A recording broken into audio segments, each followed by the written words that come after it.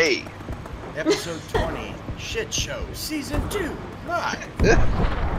It's your boy. It's your boy. I couldn't do it. It'd be too absurd. It's your boy, Wrinkly Dick.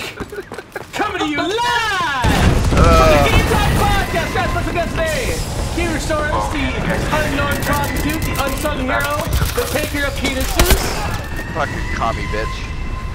Enemy UAV above. And of course, we got some other people that want to come in here, but I figure maybe later on. Yeah, maybe later on, because these things take the last I'm forever. fit to go all night, yo. Yo, I've been up all fucking day and night, so yeah, I'm right there with you. Oh my gosh, wait a minute. You actually have been up and not lazy ass sleeping?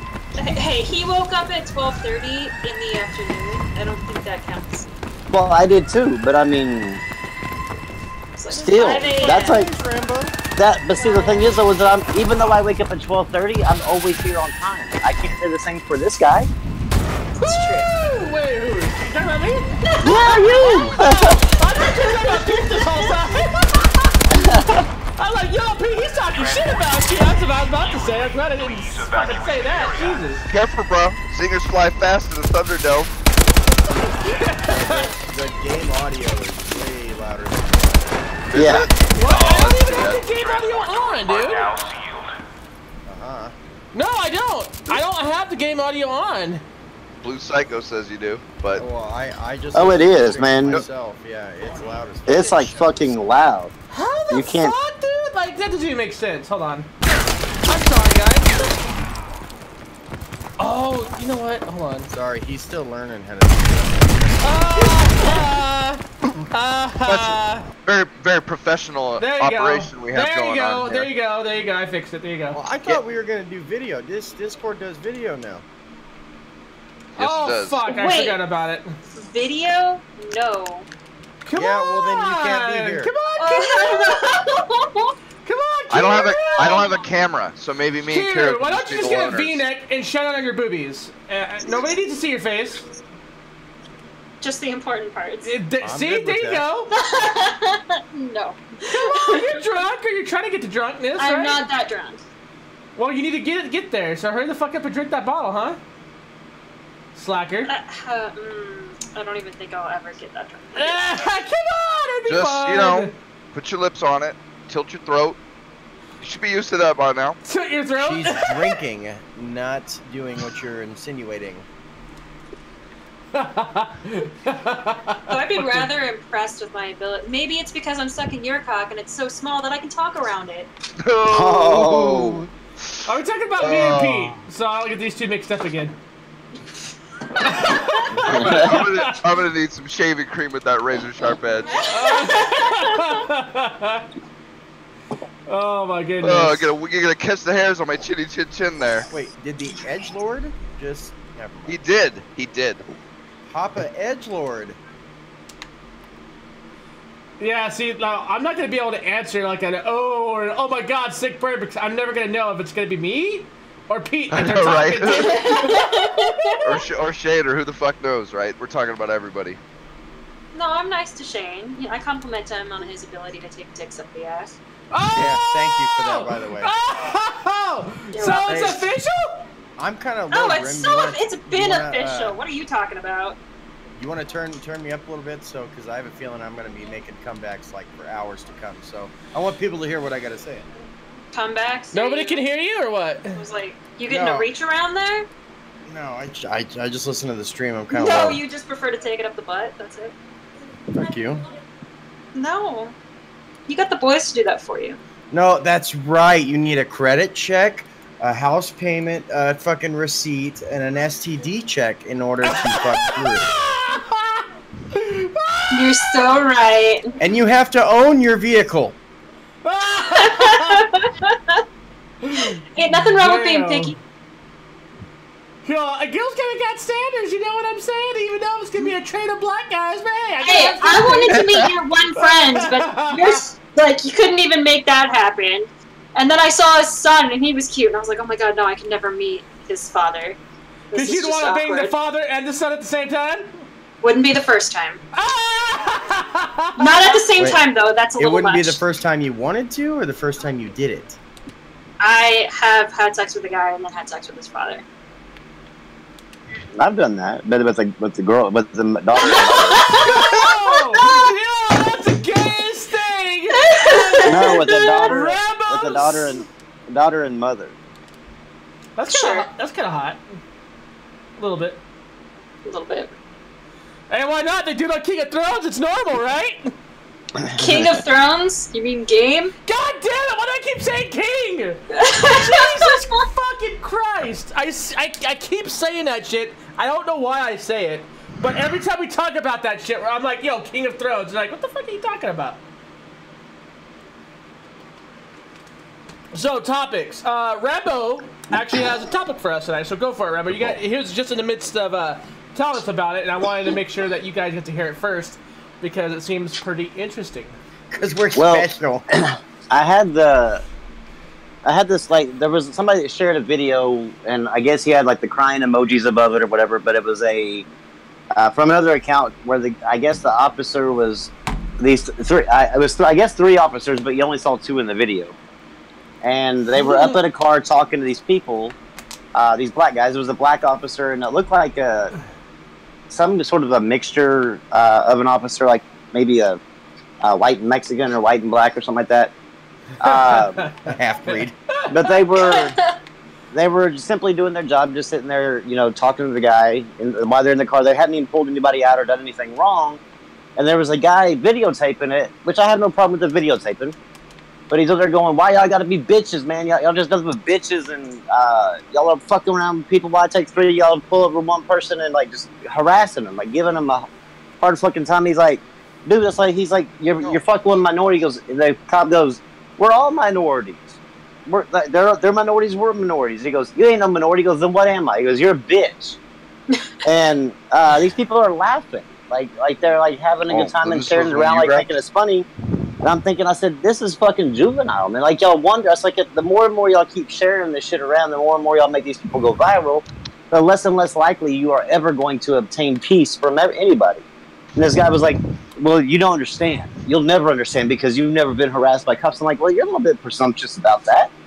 Like, you have no idea what the fuck I've been through in my life. Like, I said, but it's still, I was like, it doesn't matter. It's like, because, you know, I have a brain and I can understand that.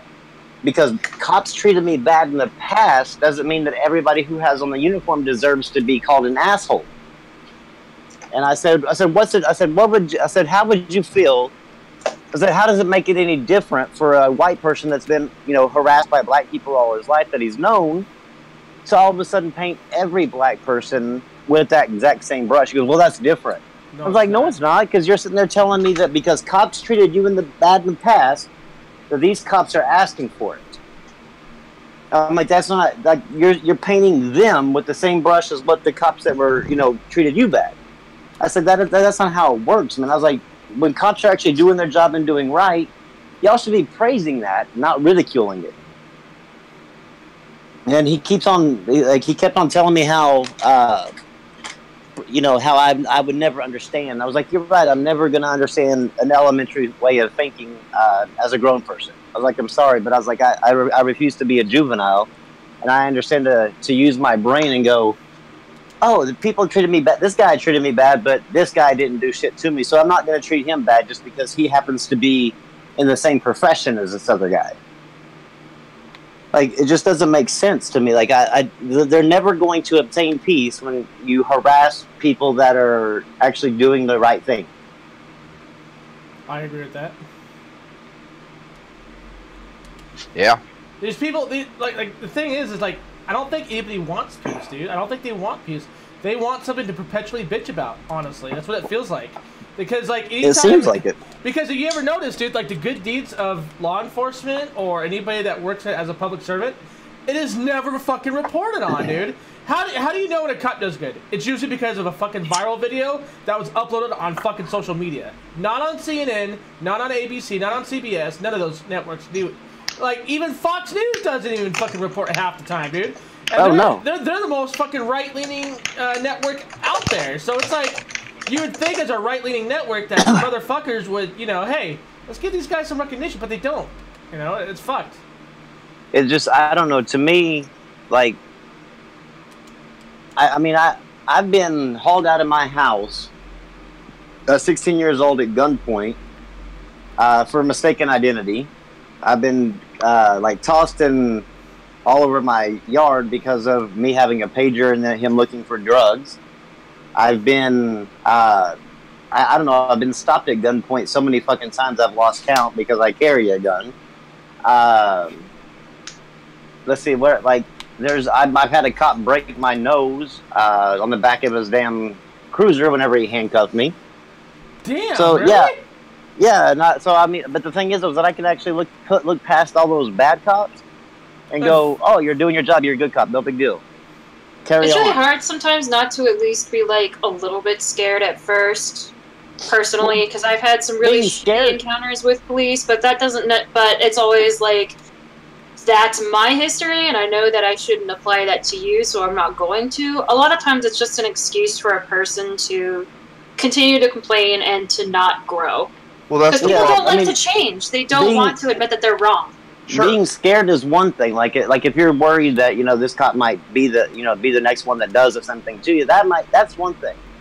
That's understandable because of a past history. But then to turn around and to see random cops doing their job and ridicule them for something that happened in your life that had nothing to that's do not with on. these cops, That that's has not nothing even to do with those guys. that has nothing. I mean, that's not even a casual thought that should go through anybody's mind.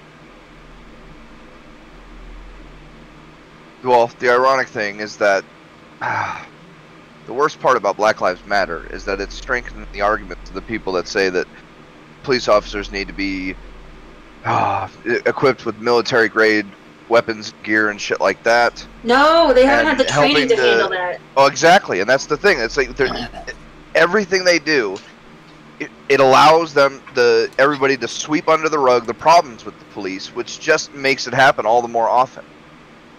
And it's Well, never going somebody- to fix the problem ever. Somebody responded back to something like in this video talking about, because people were like commenting on that there's no reason for this guy to be disrespectful. I mean, he's actually basically asking for these cops to kick his ass just so that way he can become famous. And somebody's like, well, yeah, but the cops now have tanks and grenade launchers. And I was like, and yet not a single one of the cops have ever actually used a tank and a grenade launcher against somebody, a civilian. I was like, who cares if I they still have don't them? think they should have that. Well, I mean, it's like the only people who have them are the SWAT team, and those people are trained with it. Yeah, they're Because trained for that. Yeah. like I mean, it's the regular police force that pull you over every day. They don't have access to grenade No. launchers and tanks. Ah, yes they do, because Obama authorized it. No, they don't. Yes they do. Not all. No. Yes, No, they do. don't. The only ones that they actually have access to are the SWAT, the Oh, emergency response team. I think you are slightly wrong about that, sir. But I'd have to look it up, so I'm not. The gonna... only places I've ever seen that little mini Bradley vehicle or whatever come. No, like, but out. there are a whole bunch of grenade launchers that aren't like the 6-shooter grenade launcher that the military uses. Yeah, but that I mean, you're talking that about the the regular grenade. right. But that's what I'm But saying. still- Even that gear is slowly getting more and more militarized. The only thing I've ever seen that anybody actually use that with is actually tear gas. Sure, but I mean that's it. I've never seen them. They don't actually have starting to access to get- grenades. Sure, but I mean it's a slow creep for a lot of it. But even the regular police's gear has started to really get more militarized. They okay, but I'm sorry. I understand that there's they can overstep. There's always going to be the bad apples, but whenever the actual civilians or the criminal element have armor-piercing rounds and everything else, and are out there just to try to kill them, what do you expect these people to do? Just to sit back and go, okay, well, that's military grade, so we don't need it. Well, no, I mean, no, we but get- that's the I mean, whole thing. they're- That's why they're it trying needs to to be defend extremely against- restricted. Only SWAT Anyway. I don't think that only the SWAT team needs to have the extra gear as far as the protective gear. One of the biggest problems with police right now is that most of their training deals with escalation of things and not de-escalation of things. And we are starting to give them more and more tactical equipment and things like that. I mean, it's literally a Stanford experiment playing out except in the country. Okay, you're going to have to show me where any cop, any normal 9-to-5 cop, obviously there's not a 9-to-5 cop, but you know what I'm talking about, that's just driving the patrol beat, can go in his trunk or pull out from his passenger seat, an actual military grade rifle. Yeah, I've seen it. They have AR-15s. No. M16s, burst fires, which were only military. I mean, You're it might gonna not have be. to show me. You're gonna have to show me which one, because the only ones I've ever seen pull out anything from their trunk is an AR-15. And AR-15 is not the furthest thing from military grade. Well, that's true, but I mean, really, trust me, I have watched. I don't think it was Highway Patrol. I think it was like. I want to say it was like, because we get police from everywhere, including Sac City and like not quite Fresno, but like. But now, Lincoln. how do you know those cops that you're seeing though haven't been trained with that equipment? Because it's just a regular. But that's the thing. It was a regular police car doing regular police patrol, and they came out of their car in military mole body vests with holsters with the latest Sig Sauers. And they were decked the fuck out. Okay, okay. A 6 hour is not going to do anything. The latest 6 hours is not going to do anything more than the previous 6 hour. But the thing is, it's like it's even the regular cops are starting to slowly more militarize, and I think. But why? Why is that a bad thing for a cop to actually be dressed in very big protective gear? When all you have is a hammer, everything becomes a nail. And the more and more we start doing this kind of thing, and again with training, I've watched training videos for police officers where they say that every citizen is an enemy and stuff like this. Not, well, there's so many potential. No, seriously, it was like propaganda shit, bro. It was a camera of. I get that it happens, but what I'm saying though is that there's more and more instances where cops are faced with that stupid LA bank robbery, where the people have automatic weapons and full-on body armor, where armor-piercing rounds aren't even killing the people, and they're there with their bulletproof vest and their shotgun and 9mm, trying to shoot at these people with fully AK-47s. Like I don't understand the concept of it being a bad thing for a cop to step out in full-on military protection. I'm not talking about like the actual military grade weapons, but the fact that they have a military bodysuit on to where they're actually protected from head to toe seems reasonable, considering the fact that there's so many people out there that are criminal elements that actually have bullets and guns that are going to outgun the cop at any given second. There are civilized countries where the entire main police force is unarmed. And I'm not saying we should go to that, but come on, man! Those civilized. Let me finish, Rambo. Have guns. No.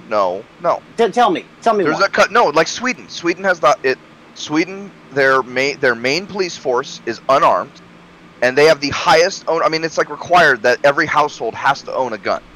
I mean, so don't like I said, I'm not saying that I don't believe in an unarmed cop. I don't believe in that, but it shows that if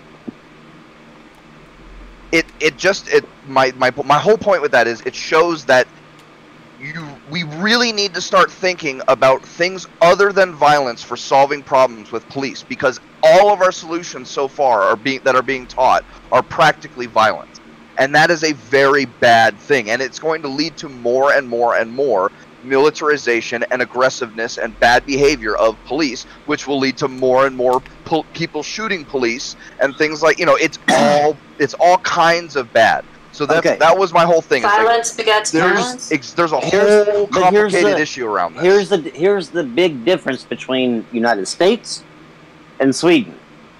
United States has 112 weapons per 100 residents.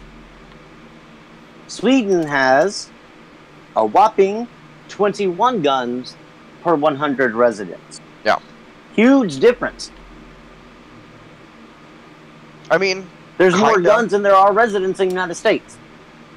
Yes, but it's still the smallest. I mean, 99% of all guns in this country are never used for a crime. I mean, it's literally the smallest percentage. Trust me, I am not advocating for any sort of control on guns. That's my whole point. I mean, that extrapolates to the criminal element. I mean, it's the smallest portion of society that is the criminal element. The kinds of things you're talking about are needed. How many times have you ever said in your life, better to be safe than sorry? No, for sure. And that's why I don't think all police officers should be unarmed, or even any of them be unarmed.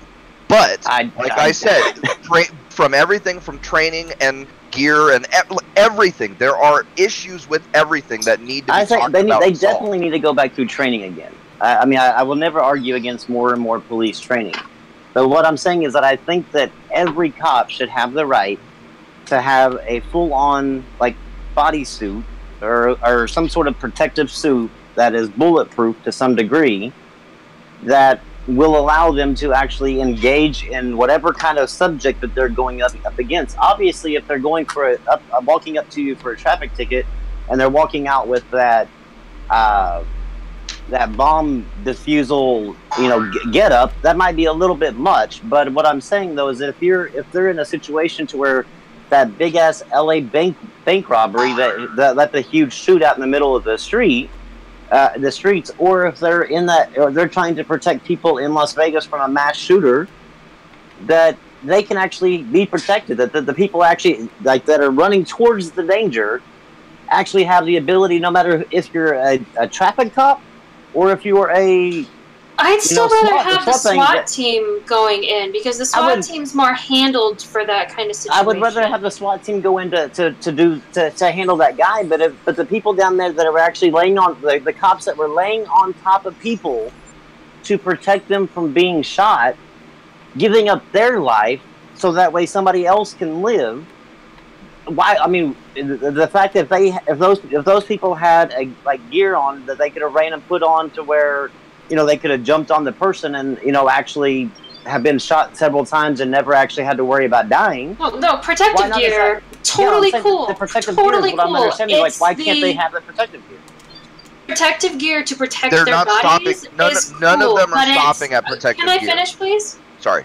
Thank you. So, I think that being able to have protective gear on their body totally makes sense, but giving them access to militarized weapons, I think, is going a little bit too far. Well, and I think that you both are kind of saying the same thing. Here in there. No, you go over there. Oh. Go that way. I think that we're likely saying the same thing, but at the same time is that, I think the only people who need military grade weapons would be the SWAT team, the ones that actually spend hours upon hours, like when they're not actually on a call, because they don't get calls very often. Mm-hmm. But whenever they do get a call, the times that they're not getting a call, they're at the office, they're at the training field training. Those people, I have no problem with the SWAT team rolling in a Bradley and having AK-47s and grenade launchers and whatever, because the likelihood of the SWAT team coming out is very likely that they need that sort of stuff, because the people that they're coming out for probably have some, probably are outgunning them to some degree. But I do have a problem with your regular Joe Blow, officer driving on the street, pulling you over for a traffic ticket, and instead of pulling out his handgun to get you out of the car, he pulls out an AK-47. Yeah, I would have a problem with that. Yeah. And I wish I had some numbers, but I think I've seen enough collective evidence to say confident enough that I would say you are underestimating the amount that's going on. And if I had numbers, maybe I could prove it. But yeah, I wouldn't be able to say it without proof. And that's it's not like we researched this before we started. Well, yeah, we had no idea. We had no idea where the company I would put my money on that. You would be surprised at how much is going on. Yeah, and I'm sure there are some out there, and I'm never going to advocate for the regular Joe Blow that just goes to work and thinks he's a hothead. Because they've done a study of the people that go into that field, and they're much more likely to. Yeah, they're very much an A-type personality. Right. And A-type personalities don't typically get along with a B-type personality or another A-type personality for sure. And if they don't have the self-control, their aggression can and that's another problem. It's a huge issue that really is bigger than us. I get that, but it's one of the things where you're going to have to put up with some, in order to get the ones that actually are legitimate to be able to take care of themselves, because it's really not fair for the, because I mean, Sure. just like we talked about the toxic gamers, there's a very like probably 0.01% of the overall gamers. I would almost guarantee that the number of bad cops is probably a very small, like probably a 0.1% or 0.01% of all cops. But it's that very small percentage that always gets thrusted into the news and makes everybody think that everybody who has a uniform on reacts and talks and does the exact same thing as. They are literally Hitler. Well, and that's Like, the thing. I've been in situations where I have actually been, I've faced a SWAT team before, Yeah, and there were other police officers who were there, and the police officers were trying to get aggressive with me, and even though I was sitting there yelling at a SWAT team member, he was still very calm and trying to explain the situation to me. But I was still sitting there and like yelling at him, and he did very well with me. He had an assault rifle out, not pointed at me, at the ground, and he never made me feel threatened at any point in time, because he's had training to deal with people who are not in hostile situations. Yeah, in a hostile situation. Whereas the police who were around him were coming to try to tackle me. Yeah, And he had to keep waving them off. Well, yeah, because like the cops, I mean, the cops are the beat cops are trained. I mean, I have no empirical evidence on this, but the way I see it is that they are trained to end the situation as quickly as possible. Mm-hmm. Like they're not trained to like de-escalate, handle the stress. They're like, how can I get this situation to end as quickly as possible? And so they'll do whatever it takes to do it.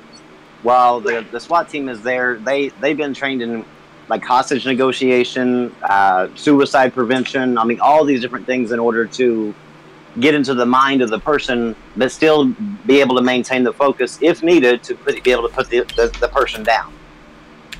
And so there's a big difference in the people. And I've been in that situation too, where I've been faced with the SWAT team and regular officers, and like you. I can have a conversation while I'm pissed off with the SWAT team, and they are 9 times out of 10. Like every time I've only dealt with them one time, but like I've dealt with them, and they have been demanding but hospitable. And the beat cops really aren't trained that way. They're just kind of like you said, hammer and nail. And that's the reason why I would have a problem with them having said grenade launchers, because for fuck's sake, I mean, if you're behind your car, and sure, I mean, you might be shooting a gun at them, but yeah, I don't think that warrants somebody like the beat cop going into his trunk and pulling out a fucking grenade launcher and blowing your fucking absolutely car up. Not. Mm-mm. So, like, SWAT teams having more access to things makes total sense to me. They've had the training. Or just if there's a situation that calls for military gear, bring the military in. No, that's not a good idea. No. But SWAT, yeah. Yeah, SWAT. I will never be okay with military going into. I don't think military. Actual military. No, that's not what I meant. Yeah. Yeah. Okay. What did you mean like that? What did you mean by the militarized police? Okay. Yeah. Okay. Because I was like going because military are not like they are not trained with civilian life. It's a great line in the new Battlestar Galactica when the military becomes the police, the people become the enemy. No, sorry, Rambo. I've been drinking a lot. You're fine. I'm just making sure I clearly understood you. Because I mean, more and more, we're training our military to handle urban warfare. Oh yeah. But at this point, there's no way in hell I would trust the military to be the police force. No. And I'll tell you what, I wouldn't be so salty about this if there weren't a lot of states, especially the one I'm in, really trying to severely restrict how and where people can carry weapons to defend themselves. You know? Like you can't even carry a gun in California without a permit because it's illegal to carry openly, and you have to get a concealed carry permit to carry concealed. Yeah, you can't carry here in Oklahoma. You can carry open and concealed, but you have to have a permit. I have my permit, but and they're trying to make body armor illegal, and they're trying. I mean, Now wait a minute. I don't think it's not that I have a problem with you owning body armor for like say because a collector. But I don't see an actual reason why you as a civilian need body armor other than the fact of either a collection. But to use, it seems like the only reason you would need body armor to use would be in the event of a doomsday prepper or nefarious reasons. Well, luckily for me, the Second Amendment doesn't require that I provide a reason. Well, true. I mean, but that's the thing. So, but that's my point. Like, if cops should have these, then why not regular citizens? Because they can get themselves in any situation that a cop can't. So, what is the excuse for saying cops need military issue weapons if civilians can't have military weapons? Because those same cops that patrol Detroit or Chicago, there are civilians that have to walk in those neighborhoods. And if the cops need militarized weapons to survive in there, then what the fuck are the civilians going to do? I don't think that regular cops should have access to that. The body armor, I don't mind the regular cops having access to, because I mean, I said, I don't even mind civilians having access to it. It's just that because I mean, like I said, I am not a proponent of any sort of control. But I mean, I just feel that. And that's where I differ from you guys, is that I don't mind having more control, but under a situation where, like, sort of, you get to take a safety course and then you get your, like, a certain license to access these kinds of weapons. And then if you want to go up into the next category of weapons, you have to take another course. Like, for example, some more de-escalation situations. Let me ask you this. Dear God. Let me ask you this. Okay, just a second. Let me ask you this. If you're saying that about the Second Amendment, but what happens if? How would you feel if somebody turned that around and said, "Well, why not apply that same logic to the First Amendment?" Fucking have respect for people. Get off.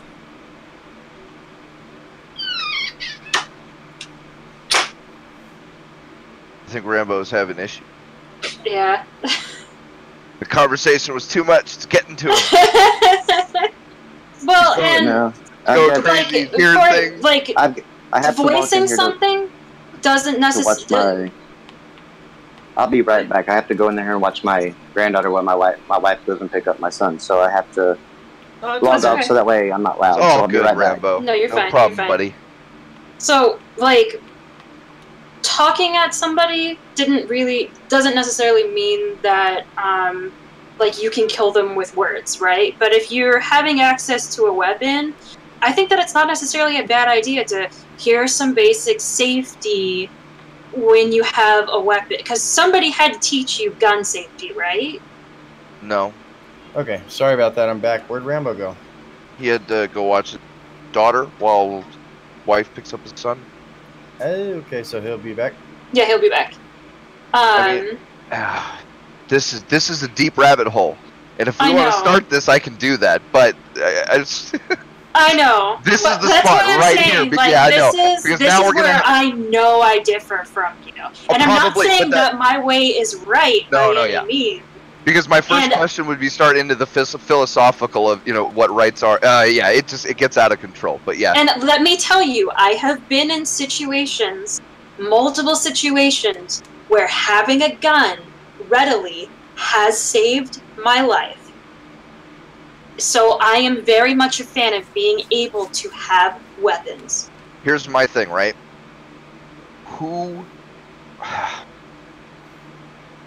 How can anybody ever guarantee that the proper people in charge will be the ones deciding who gets to own weapons and who doesn't?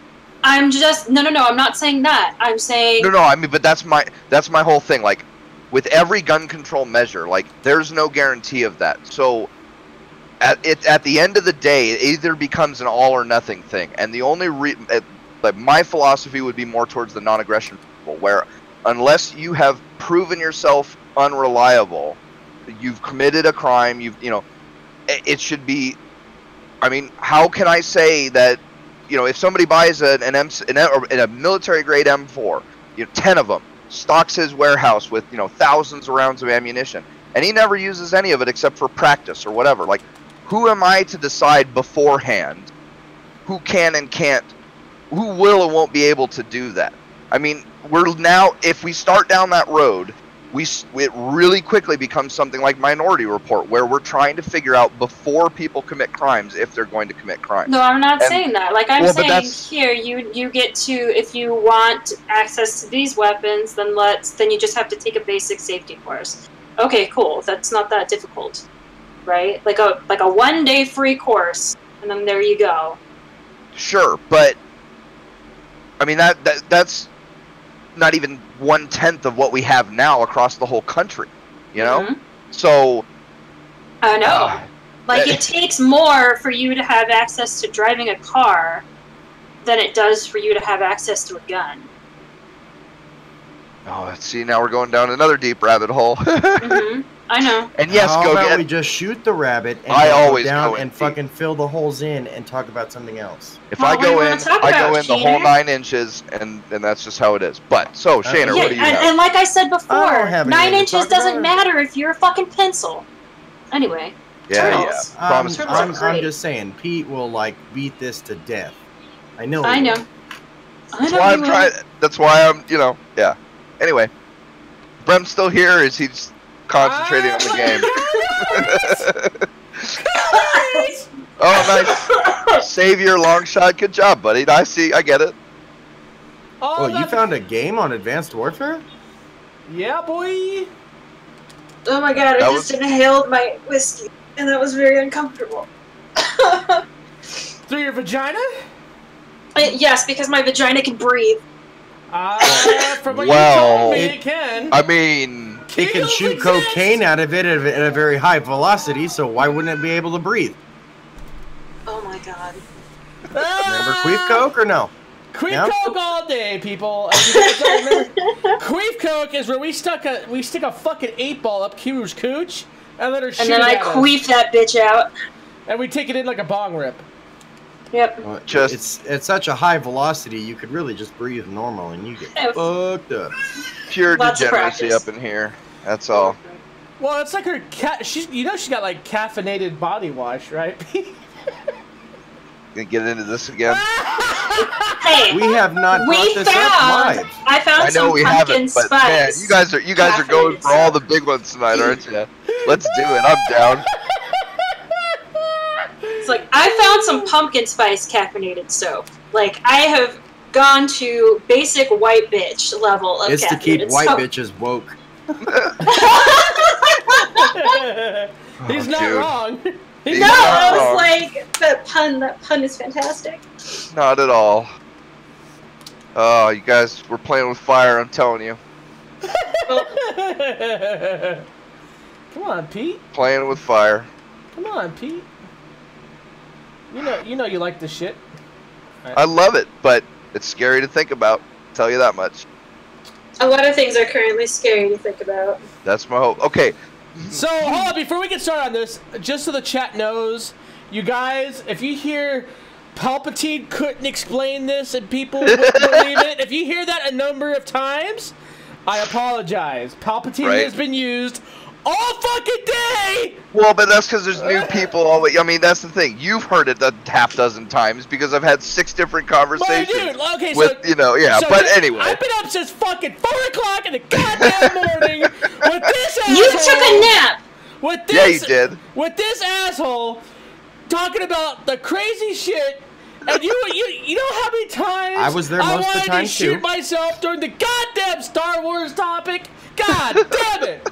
All right, now I feel better. My the Star Wars topic caused him to direct call me and then go to sleep. What? Well, to be fair, I tried to go to sleep on the chair, and then like Kelsey was like, "Hey, oh no!" I'm like, that woman. You mean Keteru? I saw what he just did. Did you see what he just did? Well, I was trying to cover it up, but you know. You did it again! Yes, Cyrus. Somebody get a Brema damn Snickers. You get salty when you're hungry, bro. I was trying to catch up with Kira today, and I was like, fuck it, fuck the nap. I'd rather talk to her anyway, so let's talk. And that's what happened. I know. You're welcome. I mean, if it makes you feel better, I've been up since 5 a.m. working. But the Star Wars, I don't know what was worse, though. Honestly, the Star Wars conversation or the goddamn politics. Jesus. I missed never most ends. of the Star Wars. It was Canadian politics for a long ass time. That's how shit it was. Well, that's Canadian. there was. Wait, was that when Jamie was discussing like the age of consent in Canada? Yes, yeah, actually. That was part of it. Yeah. Oh my he gosh. knows those by heart. I'm not kidding. Like, Sure, he does. he knows when he can go to Canada and fuck right. He's ready. He's Oh, waiting. Jesus Christ. That is marked on his biological calendar. I do You not don't even know know. these people. I am not associated with these people. We just randomly discovered each other on Discord, I swear. So, what we should really be Friends talking are friends, about. man. What are you gonna do? What we should be talking about is how all younger guys should go after older women. I completely agree. Yeah, My wife is like 4 years older than me. I'm down with this. 3, but still. Dude, young chicks are simple bitches, bruh. No, young chicks don't know what they want, That too. You know, which well, makes young chicks- everything hard. Yeah, well, literally. Yo. I'm like not a cougar, but I'm definitely like a cougar in training, so more like a puma. Like, my wife straight robbed the cradle. I wasn't even old enough to buy cigarettes when I had my first child. Oh my lord, really? Yeah, back when it was 18 that you had to be, and not 21. I was 16 years old, right? She's excited that I turned 30 tomorrow because she feels like she's not married to a baby anymore. Dude, when I was dating this girl and I was 27 and she was 19, I was more excited for her 20th birthday because then I wouldn't be dating a teenager anymore. I was just like, oh my lord. That My might girl be a little is- too young. Man, It was too young. I'm like 9 years older than my girl's oldest kid. How What is old's the your age woman? difference between you and your girl? I believe she's got 14 years on me. Damn. So she's 44? Yep. God damn. Well, I am 30. Yeah, that's not Shit, bad. When's your birthday? I mean, I When's met your her when I was like 25 something, 24. So she was 39? I think so. Yeah, maybe 38. When's your birthday? January 15th. No, never mind. I lied. Is that I was hot all dick guy's excited. birthday? No. Cyrus, I agree. Good topic. Kiru, you and your girlfriend. Ex-girlfriend, we're not together anymore. Priorities. This man's got him. She was really, really, really hot though, and would constantly send me pictures of her in a bikini because she lived in Florida, and I was very, very happy. Yeah, what's with you in long distance relationships? You still have those pictures? People can't tolerate me up close. Hold on, Pete. Shut up. Do you still have those pictures by chance? Yes, I do. Of course I do. You know, well, instead of getting me, I'm a not present, you could just sharing. send me a picture. I mean, Or not. it's free. It's free. Yo, I got a question. Totally did free. the carpet, did the carpet match the drapes or what? Like, Yeah. It Yeah? doesn't on any woman Yeah. nowadays, Brim. That's No, Dude, I was. the There was. color of a person's eyebrows are the color of their pubes. So you're saying you have like black pubes? not My eyebrows aren't black. not necessarily. My wife puts makeup on her eyebrows. Therefore, it Without is makeup. There was a cute redhead in high school that I asked that once, and she turns to me and looks me straight in the eye and said, "I wouldn't know. I shave." That is the correct answer. Cha-ching! You're like, all right. I don't even gotta ask her to do Can I that. verify? Like, Picture it didn't happen. no, it should always be, can I verify that? Fuck, can I verify that? I just want to know, like, does it smell good or does it smell nasty? Like, come on. Give Can me I find details. out by shoving my nose in your vagina? Like, That should be a pickup line. Like, girl, you smell good. Can I put my face in your ass? Oh, speaking of that, I was telling Pete this morning, like, there's some stupid ass hashtags that trend worldwide in the morning on Twitter. One of them was superhero pickup lines. The cheesiest one was, "Hey girl, you want to know why they call me Man of Steel?" Does no one get that one? No? Yeah, I got it. Yeah, we got it. We all It's get it, not very Shane. good. Okay, just checking. Well, that was the point of him like talking about this, was because it's not good. Well, there were some good ones though. I did hear. I mean, I didn't even look at them, but Shaner did say a few others. And Because some I of don't have those a were Twitter. okay. I'm too good for Twitter. Sorry, what was that? Now you're gonna start something. Type 1 in the chat if you want Pete to have a Twitter. I mean, if we do this, it'll be all right. It'll be on. That's all I'm saying. Pete, you're loved. Shut up. I know. You have an actual fan base that wants to communicate with you on Twitter, and you won't even. I've got do it. 12 other ways. Oh, dude, we're not. Are we really gonna do this again? I am so glad that, like, nobody talks to me. God. Shout out to all my fans. 3 of you, whatever.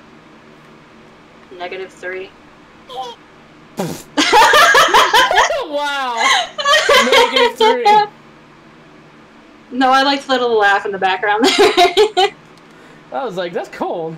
Like, that's fucking cold right there. Well, I'm not known for being warm and fuzzy.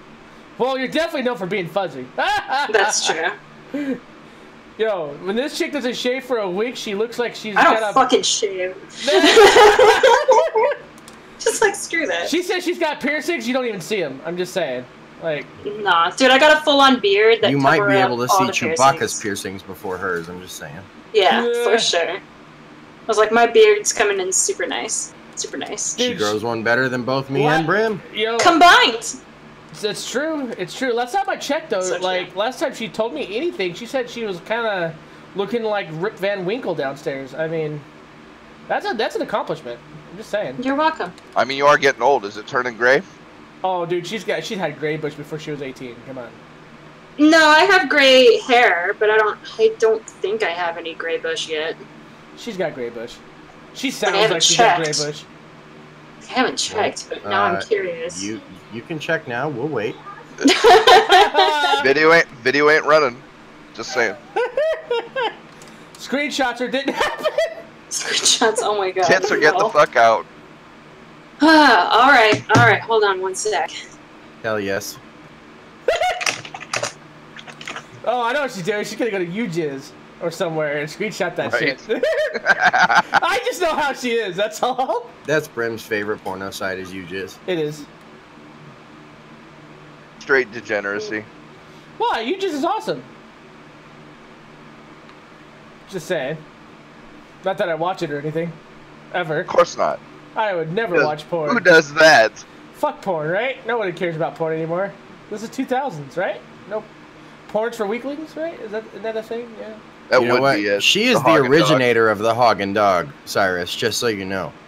Oh, fuck. I don't even know what that is, and I'm You a little don't- scared. you- Oh. No! Oh, man. All right. You have to, Hold Shader. on, hold on. You absolutely have to. I'll show you. If anybody can't escape this, it's her. Is this gonna be like the initiation into the game talk? Is you have I think I it think is. so. Every new person who comes on is gonna have to be shown it for. Yeah. Hold on. Alright. This is called the litmus test. We want to test. We want to Tits. test your. Well, that's the We're thing. If you going- can't handle that, you ain't got anywhere near what it takes, bruh. So tits are going into the not safe for work. Not safe for work, huh? All right, let's see. There you go. Oh, terrible. That's okay. That's what I look like. That's Seen me. one woman naked. You want to see the rest of them naked? Where's not safe for work? Wait, is it on Stream and Chill or Game Talk? Game Talk. We are in Game Talk. Yeah, I was like, I could send it to the other one, but There are actually 2 people in audience. I think is this. Can you still hear admin from audience? no. Yo, that that's kind too of bad. looks more like your vagina, though, Q. Let's be honest. I mean, Well, true. I mean, what when I say chat today, I said like what two smushed pancakes smushed together, like yeah, Yep, accurate. That's me. pretty close actually. Yeah, I mean, you are what you are. I mean, no one is. Like, Alright, there's a reason why no one goes down there. Well, because Let me find you in the good old DMs here. besides the musty smells, yeah.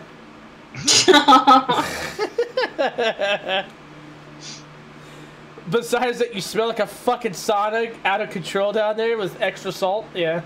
All the salt. I am just a very salty person. Okay. She's so salty, as Pete says, she's marinated. What the shit is that? That's the Haagen Dog. That's one of the Haagen Dogs. One of. There's many Haagen Dog pictures, for Christ's sake. I don't know why. But 3 times, bro. Bleach bit. 3 times. You only did 2, dog. I just fucked it up because I had to get her a picture of it. Your fucking search history, man. I weep for you. Yeah. I knew she would be able to take that shit because, like, she lived with me for fuck's sakes for a little while. So if she couldn't take that, then. So I had no business living there. I know, right? I think our general conversations are more offensive than that. Yep. Probably, yeah. No Yeah. Name's playing Advanced Warfare 2? Yeah. Oh, shit. Yeah. Too bad he's a no-name scrub. This is just for you, gangster. I You're think the welcome. relationship between Pete and Kiro is blossoming into the Richie Kiro. Oh, no. No. Oh. Pete I'm not might put privy on to a kilt this. for you. So, No. oh man, He's- a kilt. he's got a- Eee. He's got a 44-year-old lady. We're good. That's fucking funny. Does she have gray bush, Pete? Ah. Do you really want to know? I've sensed you've gotten that question before. No, I actually haven't. I don't usually talk about that. Nobody usually asks me how old my girlfriend is. How long you guys been together, if you don't mind me asking? 6 years? That's pretty good, bro. Damn. So before she was 40? Yep. I told you I was like 24 or so. Did you get her an over-the-hill cake for her 40th birthday? No. Oh, come on, man. I said, dude, she doesn't need me to remind her. Come on. I'm not cruel. Maybe an edgelord, but fuck. Dude. He's a gentleman. Yeah, exactly, sir. You When my wooed mom me. turned 40, Yeah, dude, that's your mom, bro. That's God. I know. I'm just saying it's fun to fuck with people that turn 40 because they hate it so much. I fuck with I her mean- in other ways. We got black shoe polish and made her With car his look like a tiny over the hill pencil NASCAR. It was fun. I'm glad you enjoyed torturing your mother. Trust me, she had it coming. Yeah, no, my mom and my dad both got the canes with like the horns and the reverse mirrors and you know, caution signs and shit like that. Yeah, we had fun with that, but come on, bro. Man, I'm just like, you guys are assholes. Yeah, I am. like baked my parents these huge meals and then like took care of the farm for them for their day, so they could go off and have a date. Yeah. Well, we never do anything special for birthdays. We always just go out to dinner. And They then go might be home good for people cake though. or That would whatever. be why you did it.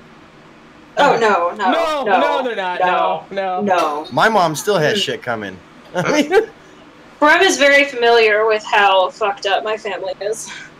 Yeah, and I've made it very vocal. That's okay. I've been very vocal about yours. Yeah. I have no immediate plans to get married, sir, so don't you worry. Don't you worry. You can still get a part of his pencil dick.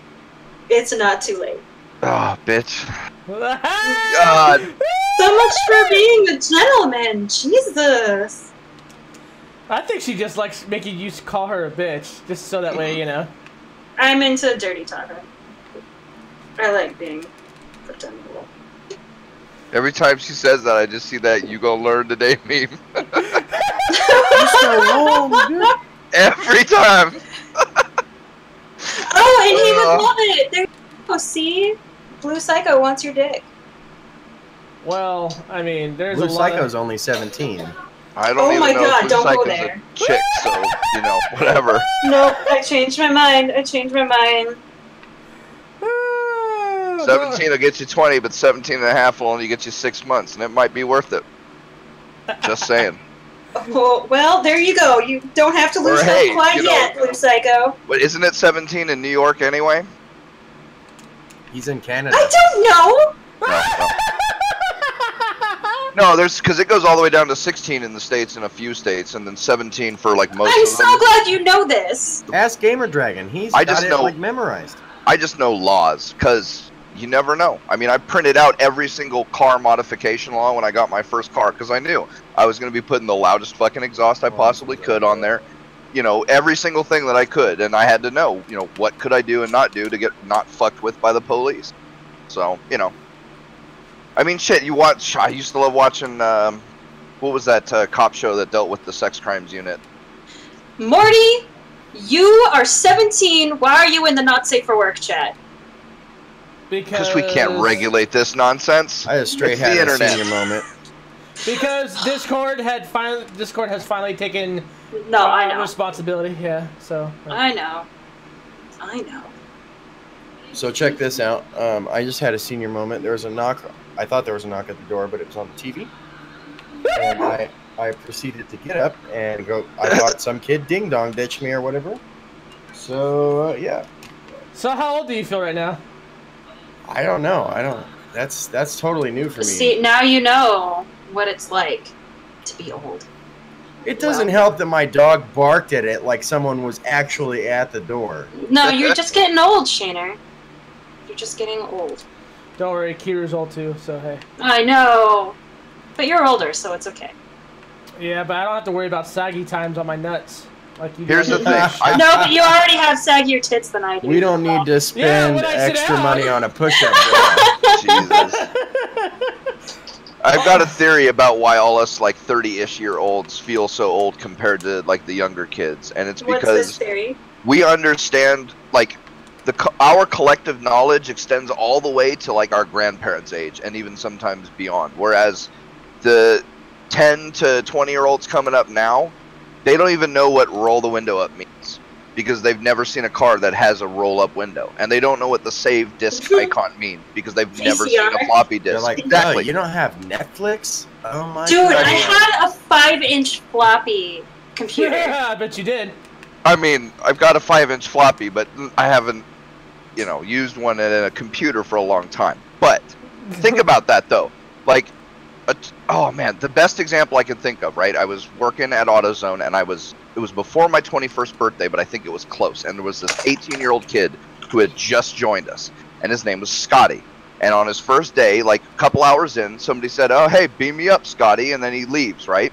And the kid turns to me and with a straight fucking face says, "Man, I have been getting that my whole life. What the fuck does that mean?" Oh my God. I have watched original Star Trek episodes. And how many people know what that means who haven't ever even seen one? It's like 2 years in between us. And yet, totally different cultural knowledge. I don't think that's ever happened in, like, the history of humanity. Because of how fucking fast, like, the internet and all this other kind of thing accelerates culture. It's on Netflix. Watch it! Man, it's going to be tough. It's definitely the age of information. With just a few clicks, you can know anything you want.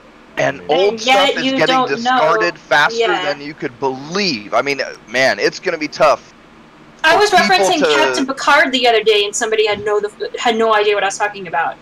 And I was like, I'm not that old. Picard is not that old. So many great references. I looked it up, and I was like, oh, no.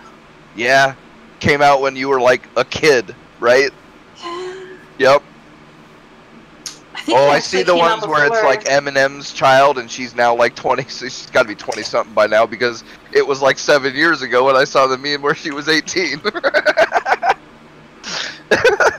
remember being in high school and hearing songs where she's 6 years old and shit.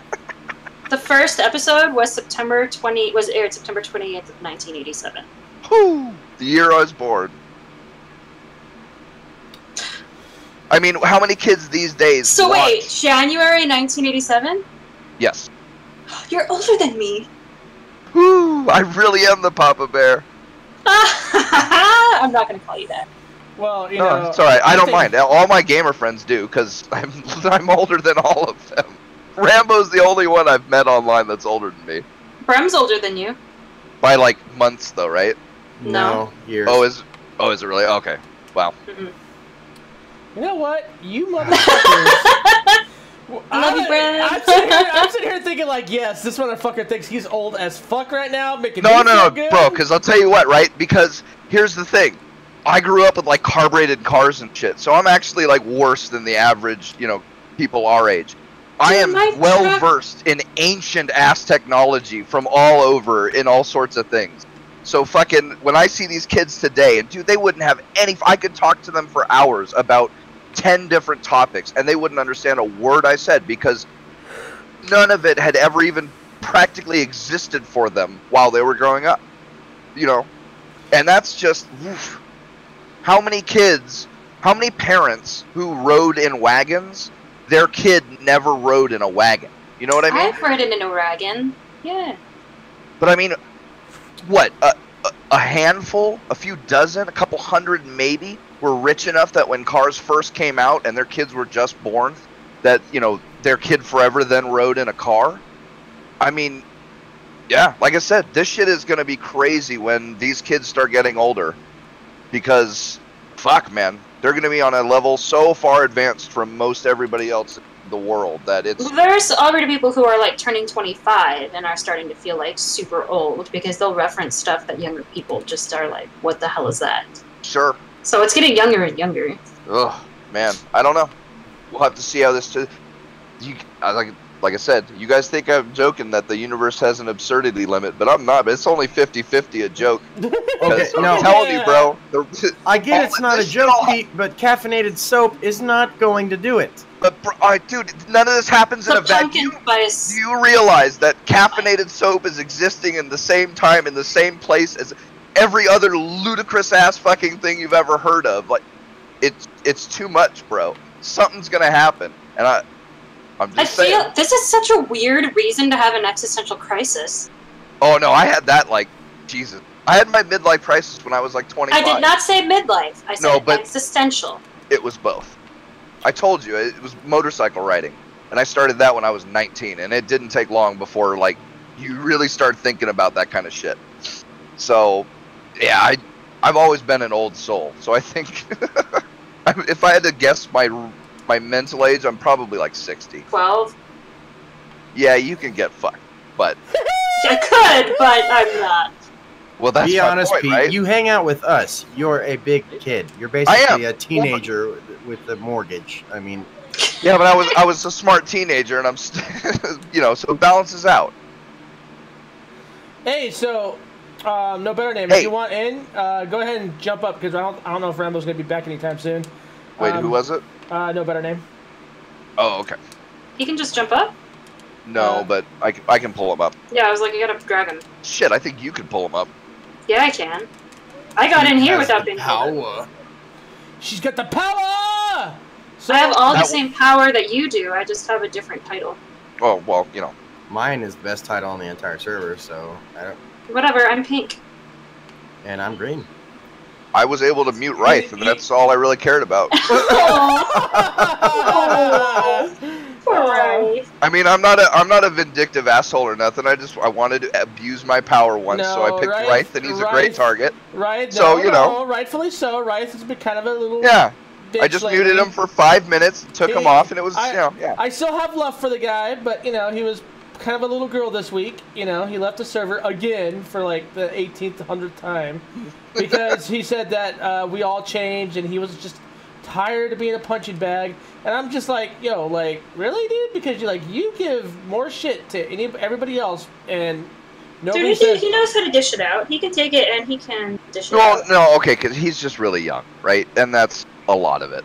So, but here, Shaner, okay, here's the best example I can come up with, and I will say the line you so eloquently alluded to earlier. God damn. So, Occluded to? or whatever. I'm baked as shit. Do you realize this? I've been smoking all fucking day. I'm only like 6 on a scale of 1 to Snoop Dogg, but come the fuck on, right? So, South Africa, right? The white farmers. What a place to start. Just hear me out, okay? The white farmers did the best and therefore made the most money. the black farmers and the black people got pissed at that, so they killed almost all of the white people, drove the rest out of the country, and then started taking over the farms. Well, they sucked at farming because they weren't one of the farmers that had made it all the way up to the top of the white people, so they started starving. And then the government asked those white people to come back and help them because they're starving. Dude, Emperor Palpatine could not have pulled that shit off on Alderaan. He couldn't have done it. The movie would not... That would not have worked in a movie like Starship Troopers. It would be too ironic. Read the book. No one would buy it. And this shit is happening all over the world in all different kinds of ways in real life. And I'm telling you, all it's going to take is one wrong person seeing the one wrong ludicrous thing, and they hit the button to nuke the world. What does this have to do with race? Oh, no, nothing. Shayna was just... Oh, wow. Anyway. So. Alright, I guess thank you. I don't Yeah, that was dumb. Anyway. Oh, I'm trying to figure out what the hell this was all going to, but I don't remember. We were talking about race. The absurdity limit of the universe. Oh, okay. Oh, you jumped back to a different topic. Okay. We had been talking about it 30 seconds before Wraith came up. All right, fair Wraith enough. is not important enough to past disrupt a good topic. conversation. Come on now.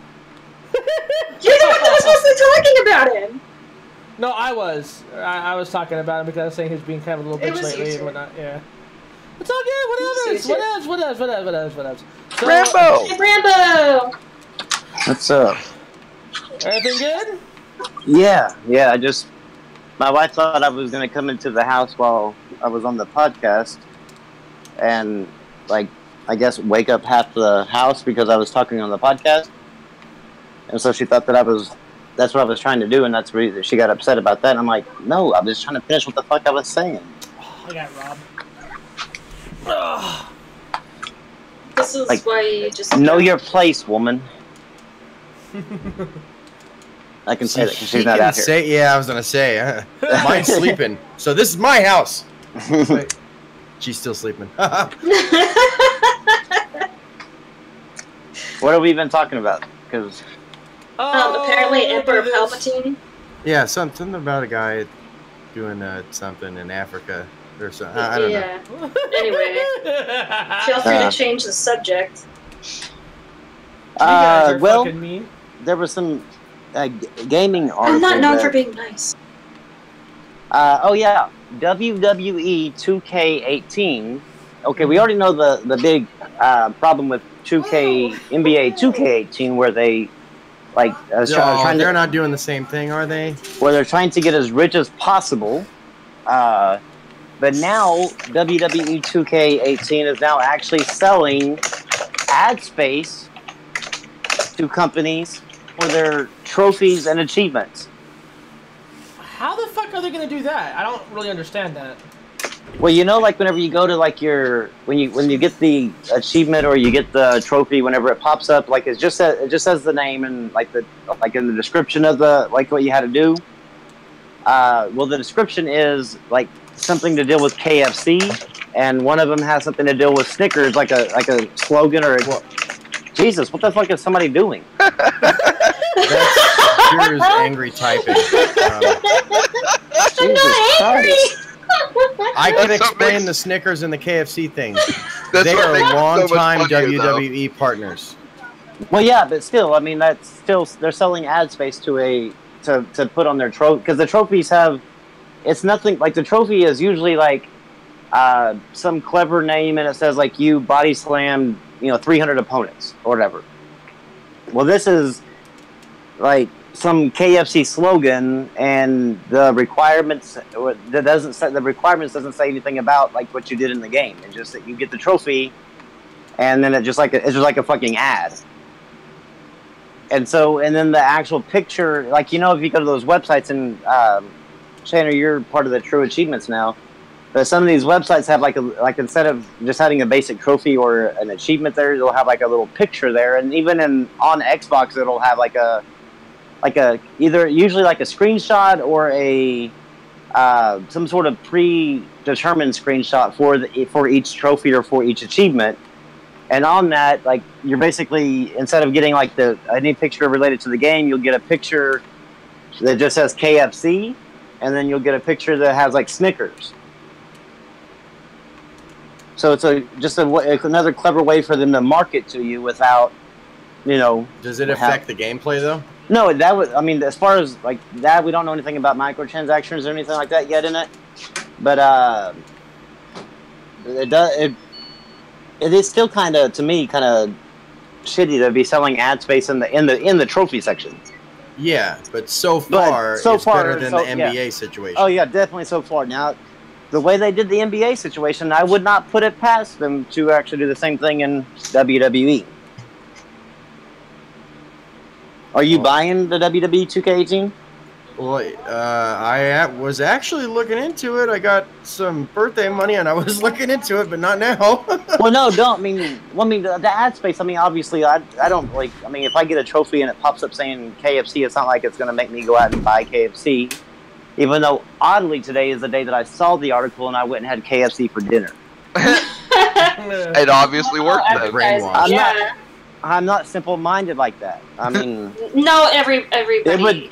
It would definitely make Pete here go out and eat KFC. Man, I hate KFC. He baked the shit, so he'd do that anyway. I mean, but I got Wendy's next to me, bro. I'm good. I don't think that. I mean, I think it's kind of a shitty way to well, hey, like I'll tell you what, though. To you.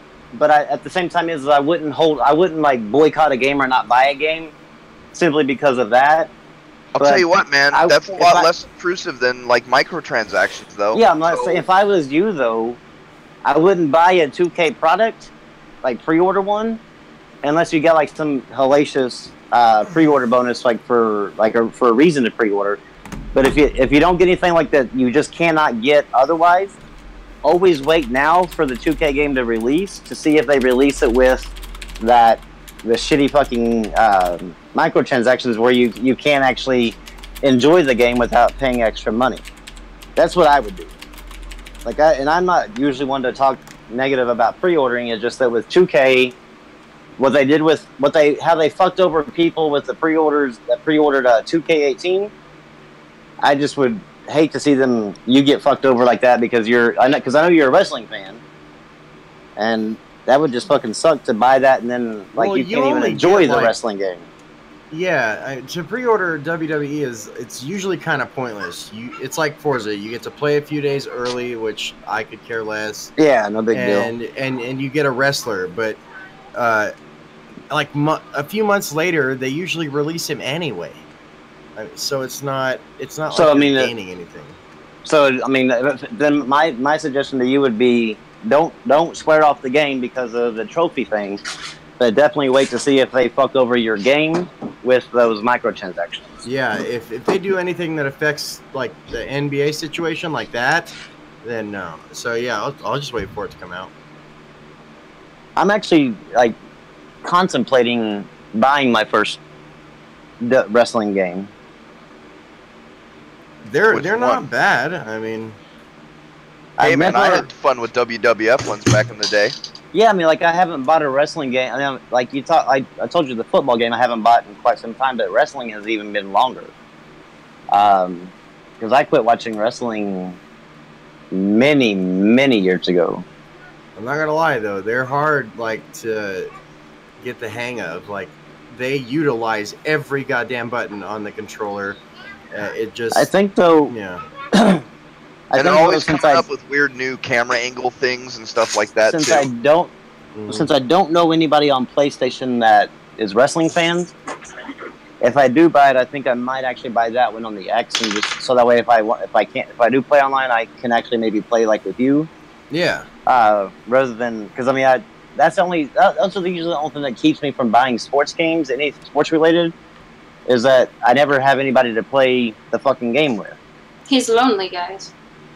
Well, sports games are kind of boring to play single player. Yeah, sports games are just like if you play, like it's okay to play single player, but I mean you can beat the computer so fucking easy unless you set it on the hardest fucking difficulty, then it becomes a challenge. But it's not the same thing as a person.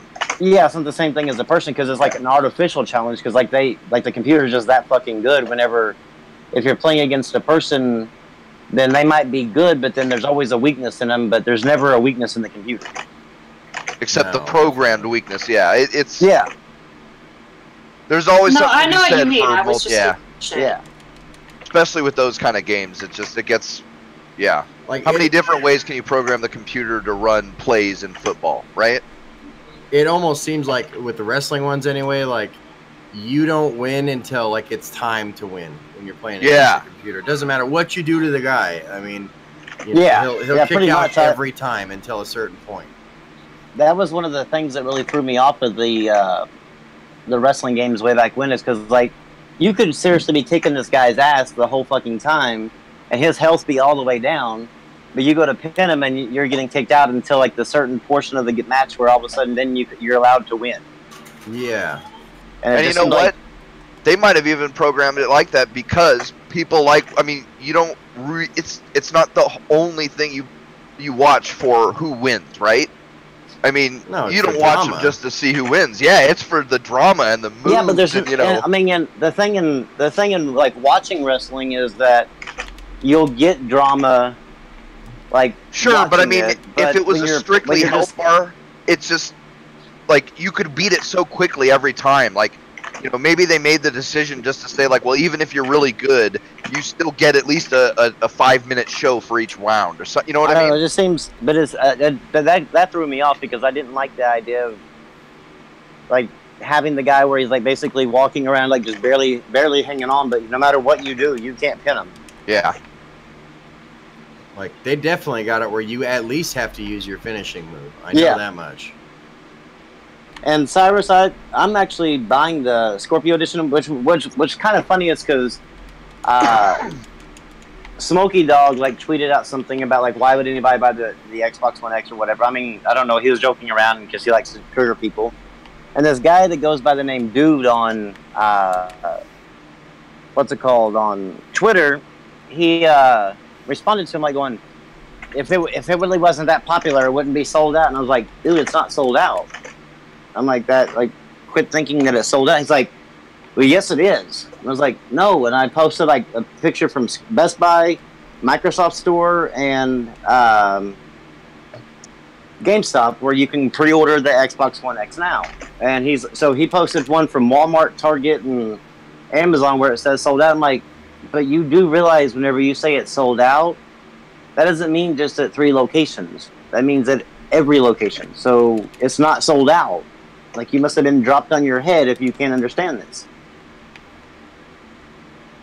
I'm buying it. I mean, I wish that they actually made a custom one, but... Well, they probably will, but not till later. Yeah, but I mean, like, when you have marketing deals like with Assassin's Creed Origins, Metro, Exodus, hell, even their games coming out, Super Lucky Tales, Cuphead, whatever. I mean, like, well, Cuphead's already came out, but why not like launch it with a custom Assassin's Creed Origins console? Like, but I understand the reason why they don't is because the 1S is always going to be the more popular one where people are going out and going to go out and buy. And they would probably realize that $500 for the X, if they made it custom the way they do custom, it's always like another extra $100, $200 more on top of the cost of the console. So they're like going, I don't think too many people are going to run out and buy a $700 console. Yeah, that'll narrow the consumer pool way too much to make it profitable. Because look what they did with that Minecraft 1S. Like, you can go buy the 1 terabyte Minecraft 1S for like what, $299? Yeah. And they were charging the Minecraft one $450 for it. Hey, before we get too far in, I just want to say, if you guys don't know about the site yet, please go check it out. It's Loot Gaming. It's a site that we announced, I think it was last week's podcast, where myself, Rambo, actually hooked us up with them. It's actually founded by an Xbox fan, but he's actually trying to get as many people involved with his site. He just launched the .com today, or should I say this morning. you know, it's really good. He's getting it together pretty fast. He's really putting in a lot of work. He's looking for writers, so if you guys are interested in actually writing for, you know, like reviews or doing opinion pieces, I don't think there's really a limit on articles. Is there, Rambo? Like, I don't think he... Doesn't really seem like there is a limit onto what you can write about. Honestly, I think that he just the more articles, the better. I think that he wants... I mean, he obviously wants to keep out articles like trying to paint like the PC is better than console, or console like X is better than the Pro or something like that. He doesn't want that crap, but... If you're like writing an opinion piece on like a game or a platform or whatever, then I don't think that he minds that, as long as it's not going to be inflammatory. But you can write as many articles as you want. Like, you can do 12 articles a week, and he'd be happy, because he said the more articles the better, because that brings more traffic. True. I don't know. Are PC Master Race edgelords welcome? Because they might not be able to handle it. They are, but like I said, as long as you don't try to pull off the whole Master Race thing, like talking about like why buy this game on console when you can buy it on PC, like that. No, like, I'd just be making fun of you. So yeah. You know. Well, like somebody else today, like they showed screenshots of like the Star Wars Battlefront 2 beta on PC, and somebody was like, "I'm really thinking about considering getting this on PC versus PS4." And I was like, the only thing that would change my mind on that or make me think is the player pool going to be around on PC, rather, you know, because they are on consoles more. So Rajik wants to know how to get a hold of him. Just go to Twitter, and he is at Mike Expo, or is it Expo Mike? I think it's Mike Expo, isn't it? Let me see if I, because he changed the... Well, he changed the name, but his @ sign is still going to be the original name, so... No, he changed the @ sign, too. Did he? Yeah, you can change your @ sign. Oh, I didn't know that. Yes, it's Mike Xbox O. What he did, basically, is he took his original account was at like 6,000 followers, and the Loop Gaming Twitter account was at like close to like 400 followers. And what he did is made his 6,000 follower account the Loop Gaming, and made the Loop Gaming account his Mike account. So he actually gave up, you know, all of his followers, so that way he could be put. Could you link them in the chat for me, please? For his Twitter? Yeah. Yeah. Yeah, so if you guys are interested on that, please tweet the guy out. If you're interested in writing, no fanboy shit allowed. Read the rules when you get in there, because he's going to accept you pretty quickly, especially if you're really interested in doing this. I might actually be interested. And make sure you tell them that, you know, you heard from us, and that's how you got there, and you'd probably get even a quicker response.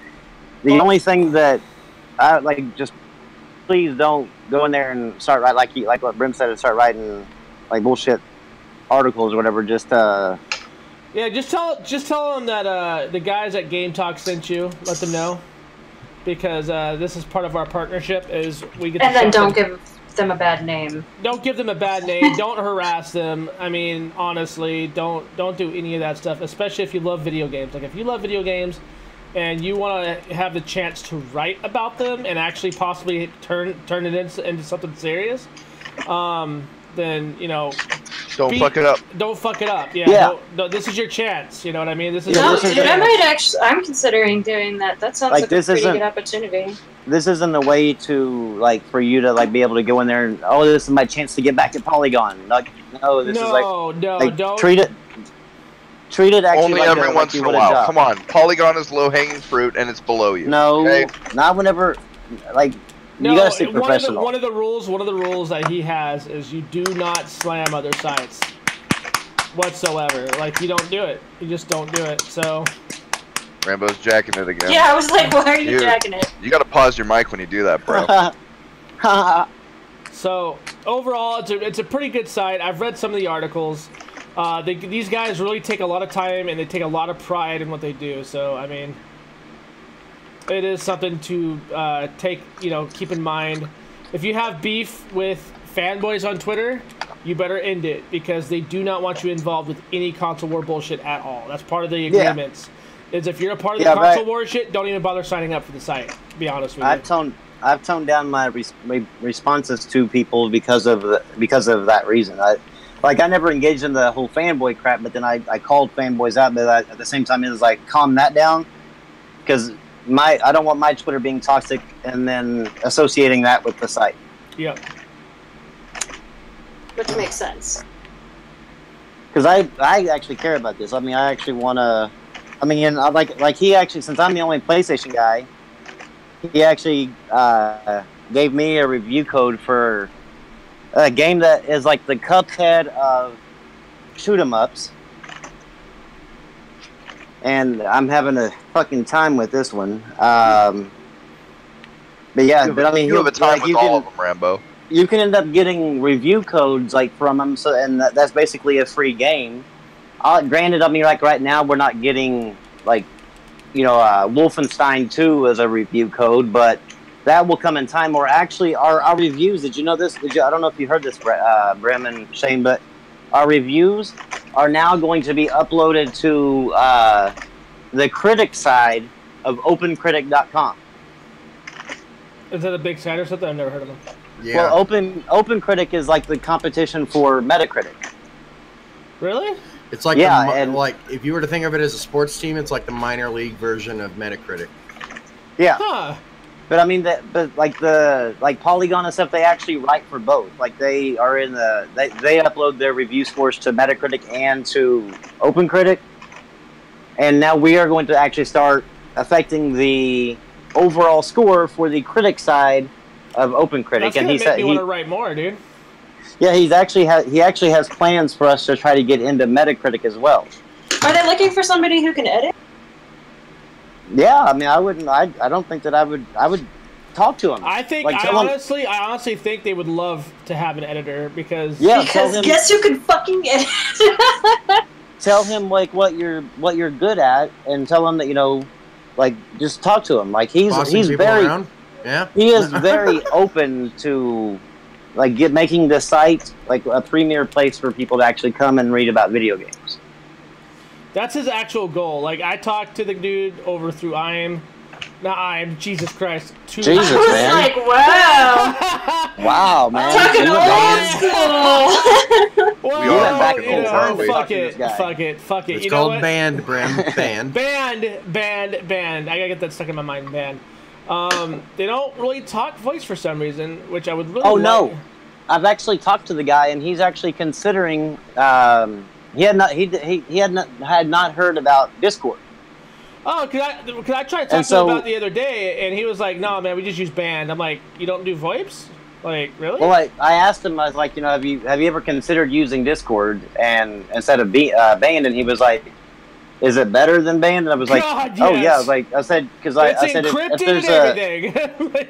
I said if there you can make it private to where it's only the people you invite there. And I said then, there like we can host our podcast from the when we have all the writers, you know, come together for a podcast or whatever.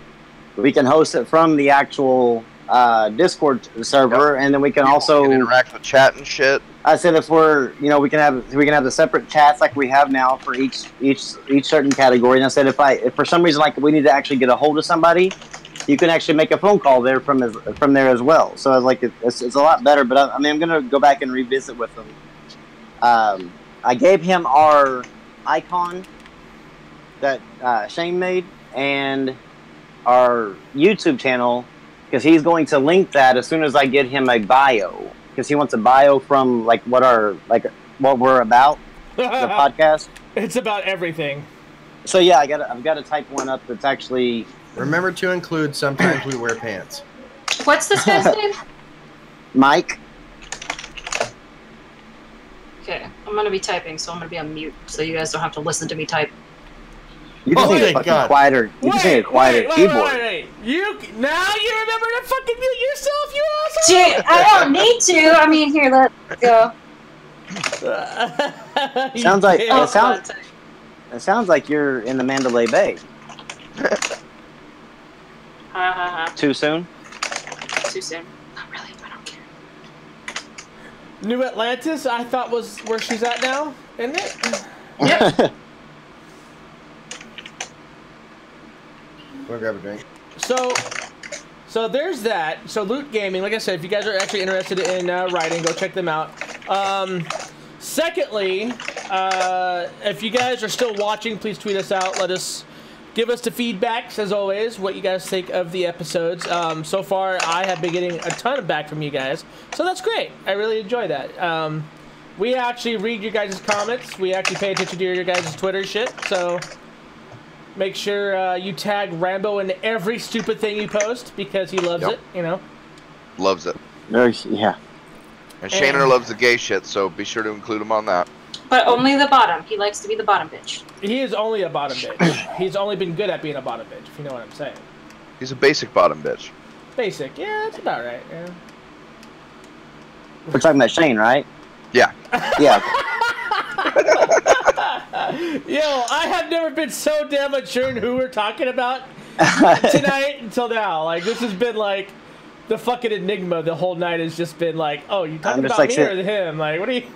Oh, but he wants your name. I don't want to give my actual name. Well, if nobody knows that name's associated with you, though, I don't think it being on the articles, it would ever. He doesn't.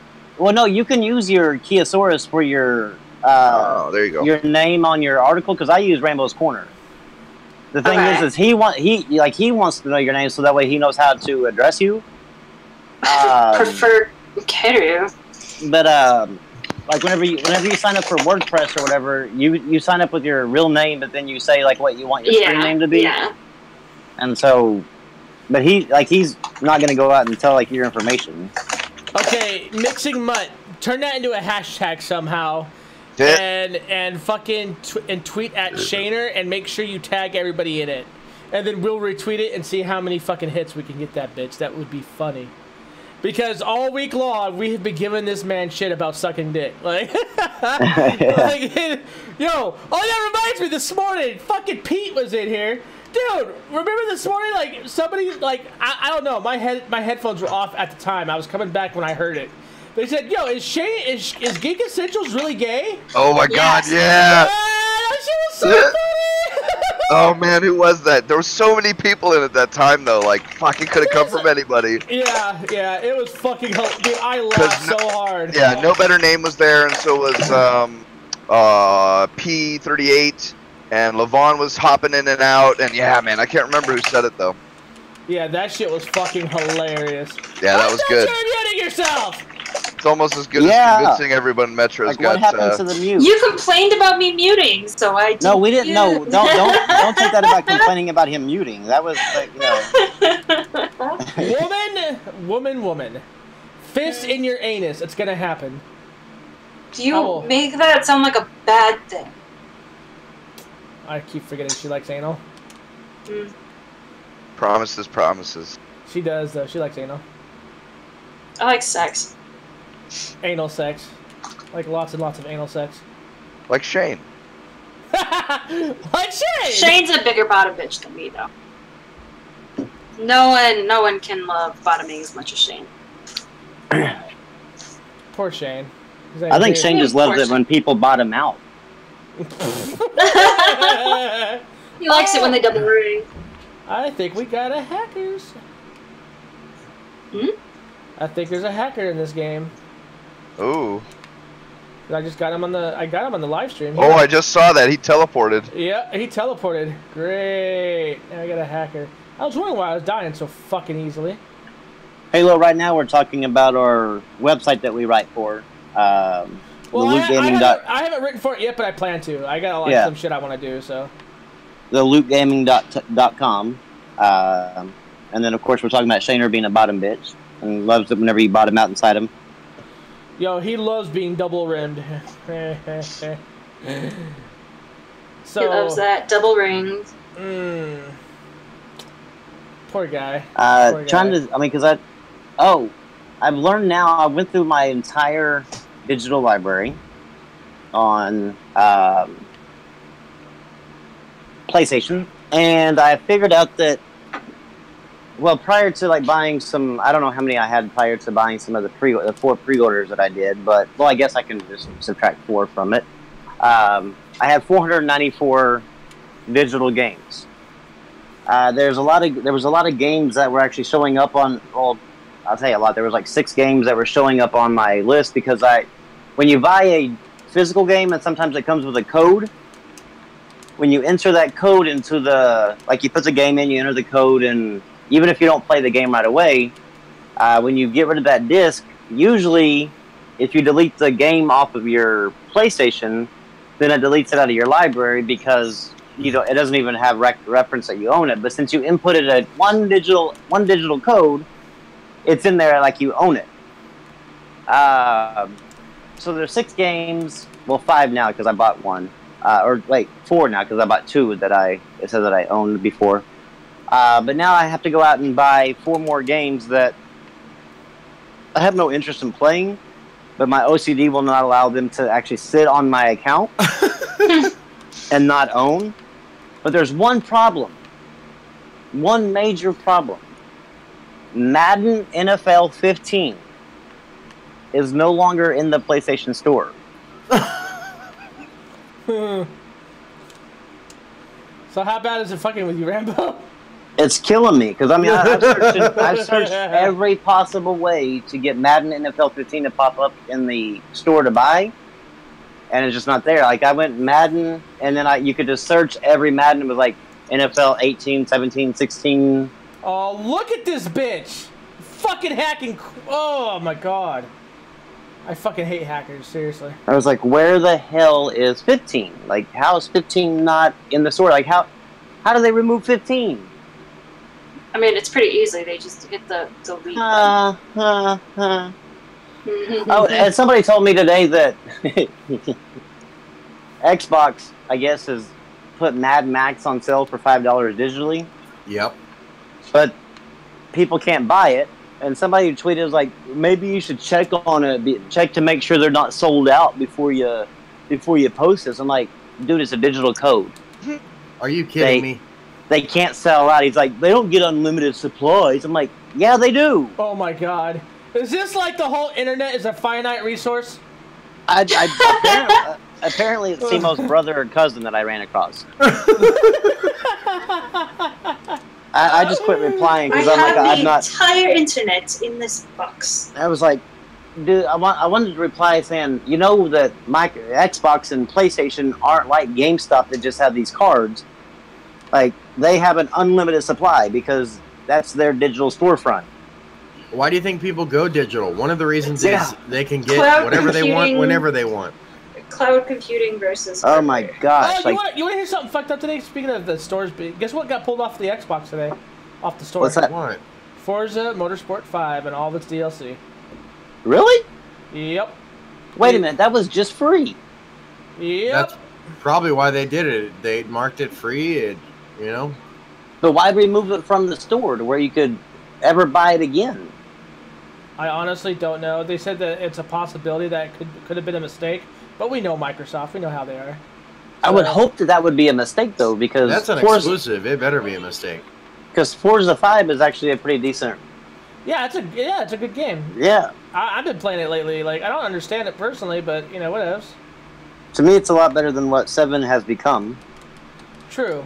Oh yeah. So hey, what about that? So I didn't read it obviously, so I'm just gonna ask you guys for the cliff notes. Like, what did they fix?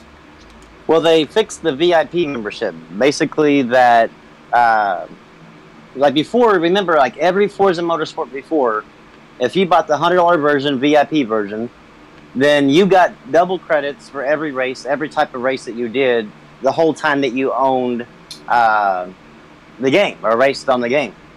Well, whenever they released Forza Motorsport 7, they never told anybody about the $100 edition, but you only got that 2-time credit for 25 races. And so that pissed the community off like crazy. Like I said, the review on Metacritic is like at an 86 or something or 90 something for Forza, but then the user score is like 6.8. So I mean, it's a big disparage there. And that what they did is they're saying now that the VIP people, to apologize, they're giving them a free car, and also they will eventually update it to where they will get the double credits lifetime and revert back to that. But they're still doing the loot boxes. I don't have a problem with loot boxes as long as I'm not paying real cash to open them. I don't either, but the thing is, though, is that Turn 10 has already said that once they feel like the loot boxes are balanced, they are going to start charging regular money. And you obviously you can still always earn the loot boxes through normal play, But the problem I have, like, I have no problem with loot boxes at all, especially if it's like Overwatch where it's all cosmetic. Yeah. But in here, like, if anybody knows anything about Forza, you can hop on Forza 5 right now and select a nighttime race, rain, and you're going to get more credits than if you race that exact same race in the daytime and clear. Yeah. Because it's more challenging. Well, in Forza 7, you can't do that. Not unless you get a buff in one of the loot boxes. Like, you can still race at night and you can still race in the rain, but you don't get any extra credits unless you were awarded the random buff out of a loot box. And so that's the problem I have with Forza 7 is because, like, some of the stuff that... The grinding stuff is... They've made the game more grindy. And to me, like they should have just left Forza alone with the damn, or just made them all made it all cosmetics and shit like that for the loot boxes. To me,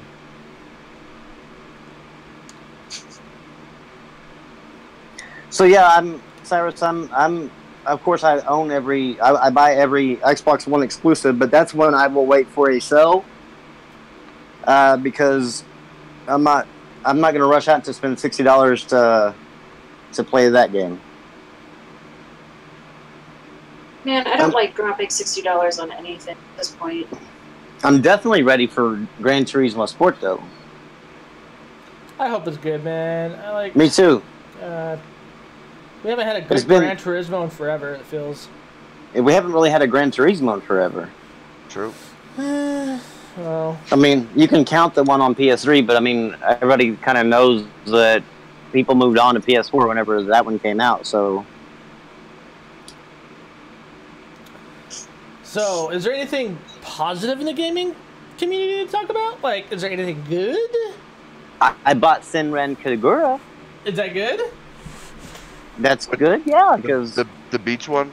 I bought both of them. Esteval Versus and the Peach Beach Splash. Nice.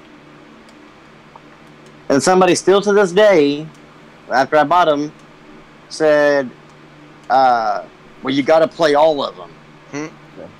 And I'm like, I'm not going out and buying a Nintendo console.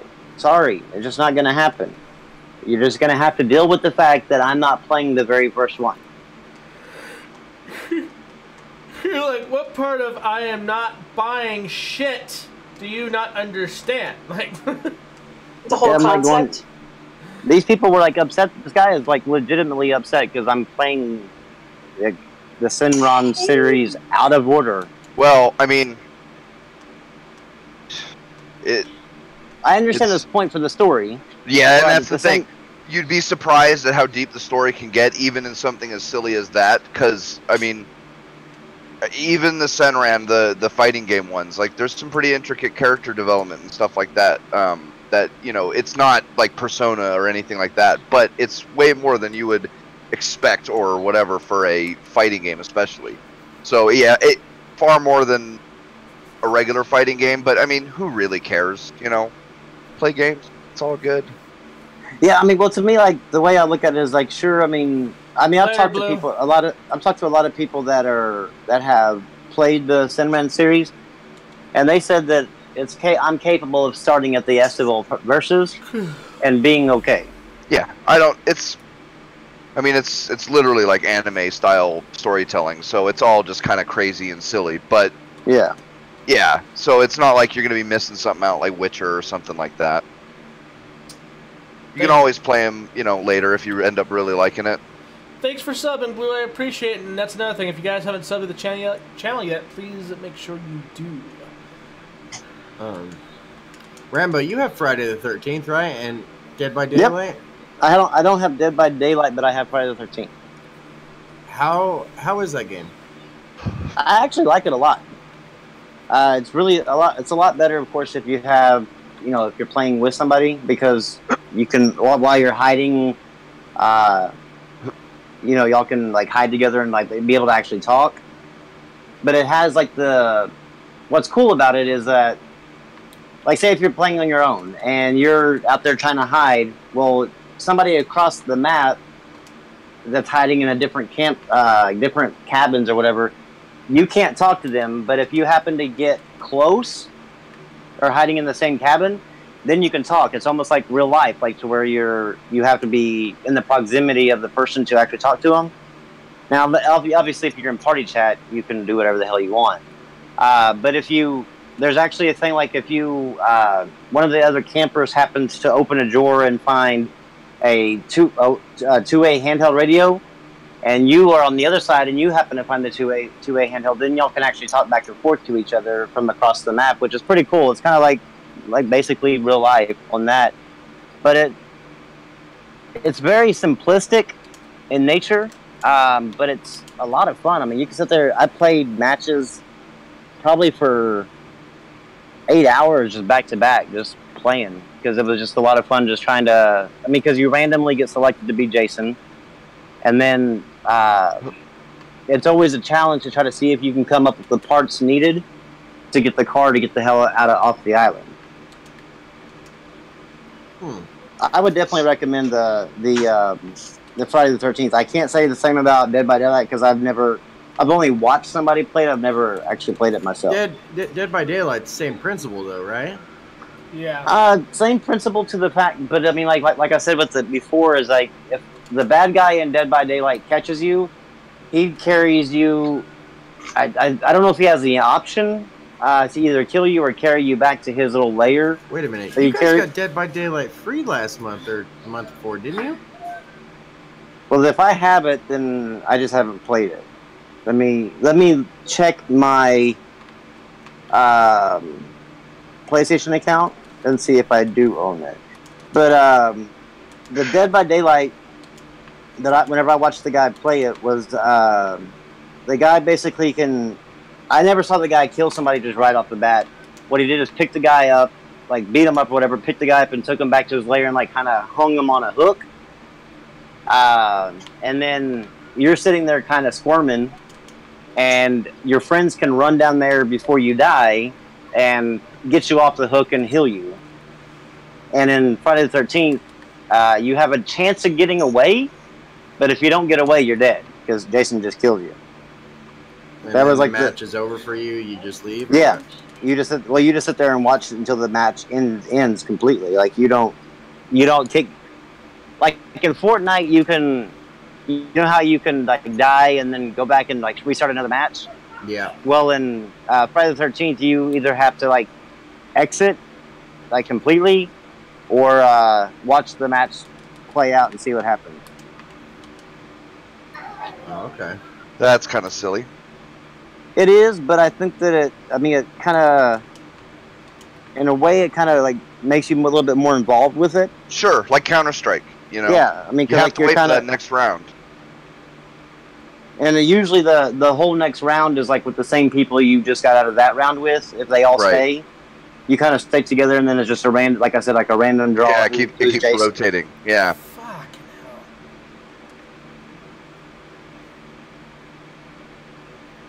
Man. Doing terrible, Reb? Bro, like I was raping, and now like I could barely even look at these guys without dying. Gotta get good, yo. You were doing terrible on Battlefront too, right? This morning I was doing terrible, but then I got really a lot better than I anticipated I was gonna be. I thought I was gonna forever suck, but no, I actually got good. I just wasn't expecting fucking instant fucking death as soon as I come across a corner in this game. That's all. But it's all good. As long as I don't have to deal with the other hackers like I did the last game, I'll be fine. I won't rage. You don't really rage much, though. It takes a lot for me to rage, really, on video games. Like, if I play competitive, oh yeah, I'm a rage monkey and a half. Like, I get super pissed, but that's why I don't play competitive that much anymore. I used to play competitive all the time, but now I'm just like, okay, time to go back to enjoying these games now.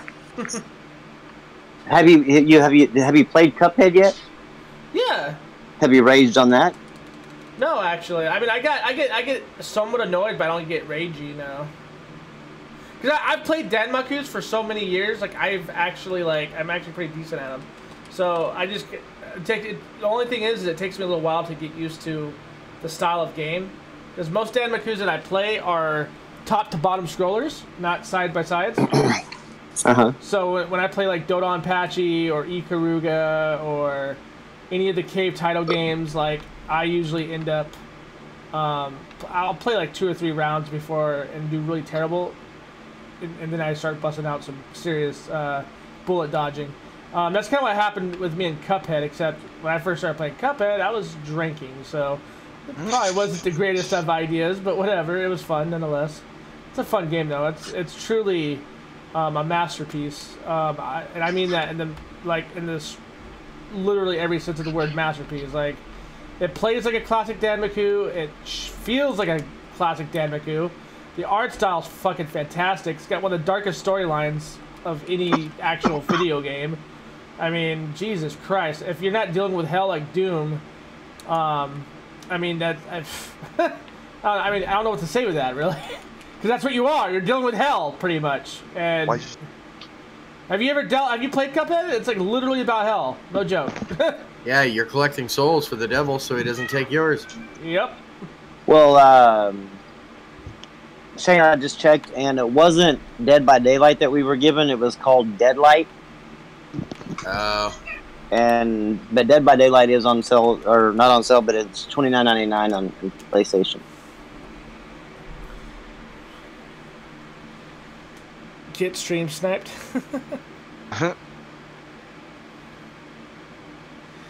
But what's another thing that's cool about Friday the 13th, and I'm not sure if Dead by Daylight does, but if you're hiding, like you can hide in, like, say, closets or whatever, or under a bed, but if you make a noise on your headset, then Jason can hear you. Oh, that's really cool. So it's kind of like how, like, if he can't find you or whatever, then, but if he, like, all of a sudden you're like, oh, like you jump or whatever, then he can hear that, like, in his headset, like, oh, okay, well, somebody did make a noise here, so I need to find out where they're at. Well, it's going to be a terrible fucking time for anybody who goes against us, because we'll be on Discord. Yeah. I know. Like, yo, what the fuck's going on with this? Like, but if you do see, I don't know if they still do it or not, but if you do see anybody cheating in it, make sure you report them, because there's a way that people glitch and they get on top of a roof of a 2-story building where there's no way Jason can get to you. And the Friday the 13th developers have tweeted out, said if you see anybody doing that, please report them and we will ban them, because they want to make sure that the community stays playing the game the way it's supposed to be. Yeah, I can understand that. Yeah. I've reported a few people, so. Dude, like, cheaters and hackers just ruin the experience. I don't know why they still do it. It's so fucking stupid. I have no idea. Like, what's the fun in playing a game like where you're supposed to be afraid of, like, getting killed by Jason, and making it to where there's no possible way you can get killed by Jason? Like, what's the fun in that? I don't understand. Is Cuphead really the Dark Souls of 2D platforming? No. It's difficult from what I can tell, but no, it's definitely difficult, but it's not that difficult. I don't like people I don't understand when Dark Souls became a difficulty. Yeah, me neither. I mean, it's a game, but I don't understand how it became like a difficulty on the difficulty slider. It's just because it's a different kind of difficulty. Well, yeah, but I mean, I can almost guarantee that eventually we are going to see. Do you want to play easy, normal, hard, or Dark Souls? Yeah. I could see that being fucking stupid, but whatever. No, it'll be some ironic game that's making a tongue-in-cheek joke, like the spiritual successor to Duke Nukem. Oh, We'll have that as a difficulty level in like a game in 5 years' time or something. Speaking of that, there is a new game coming out. I think it's actually here releasing soon on Steam, and later on PS4 and I think Xbox One. And it's a 3D platformer called Hat in Time. A Hat in Time. I would implore everybody that, I don't know how much it is, but if it's cheap enough, to please support, like, by buying it on Steam and not G2A or anything like that, but actually buying it to where the developer gets the money because the SJWs have taken over this game. These people have worked for 5 years through Kickstarter to raise the money and funds to make this game. And come to find out, in Act 4 of the game, JonTron is voicing a character. Well, people now are expecting Humble Bundle to remove the game from their site, to these developers to actually remove JonTron from the game, or else they're boycotting and not buying it, because that just automatically makes them racist. And because I'm like, it's so petty that people would actually go to this level to shit on a damn game that has nothing to do with politics in the first place, and his voice in the game doesn't mean they agree with his politics. I agree. I'm actually going sir. to... We are reaching critical levels of absurdity in this universe. Yes, I'm actually gonna buy the game on PS4 when it releases, and I'm gonna buy like those digital codes and give them away, so that way I can combat some of the stupidity these SJWs are going to. A fucking man. Because personally, I don't agree with what JonTron said, not 100%, but I'm not going to boycott a game because hell, if Anita Sarkeesian was voicing a damn person in a game, it wouldn't make me boycott the game. Yeah, if it's a good game, you should play it. I mean, if it's like we're saying, like if it's Red Dead Redemption 2 and Anita Sarkeesian is one of the female voices and one of the females in there, are you really gonna say I'm not buying Red Dead Redemption 2 because Anita Sarkeesian's in there? It's a strange hill to choose to die on, right? Yeah. There's more important hills that you could be dying on that are, would affect way more. I could fully understand though if, like, in the game, the female that she's voicing is voicing the feminist ideals, and it becomes her political talking point, like in the game. But if it's just her voicing the actual words that the developers have come up with, I don't see that as being anything related to Anita. And so I don't understand why these people can't separate voice acting from the side political beliefs. Because how many movies do you watch that you later find out, like, I don't agree with this actor's political stance way after the fact? Like, right. Do you really not go when they go crazy or something? Yeah, do you really not go watch any Tom Cruise movie because of his Scientology belief? How stupid is that? I don't. To me, it's just. You know how many movies you'd have to miss out on? Like. Yeah, like you would really narrow down your field of entertainment if you did that with everything that is entertainment. And miss some good shit because quite often it's Zuckerberg was a genius at creating Facebook, but damn, is he retarded in other areas? Just like there are actors who are amazing. Tom Cruise is a great actor. Zuckerberg is socially retarded, but has created a social network. Just like Tom Cruise is a genius actor, but my God, is he just the stupidest, craziest man? Maybe up there with Mel Gibson and shit, right? And that's the thing. How much can you separate the art from the artist? And what are the hills that you are gonna? But again, like I said, part of it is voting with your dollar. So, like, what I'm saying is, though, unless they are espousing their ideals that you do not agree with in the movie or in the game, right? Then it's kind of a strange thing to do because, like, if the game, just like Cuphead, I mean, there's no political points made in Cuphead.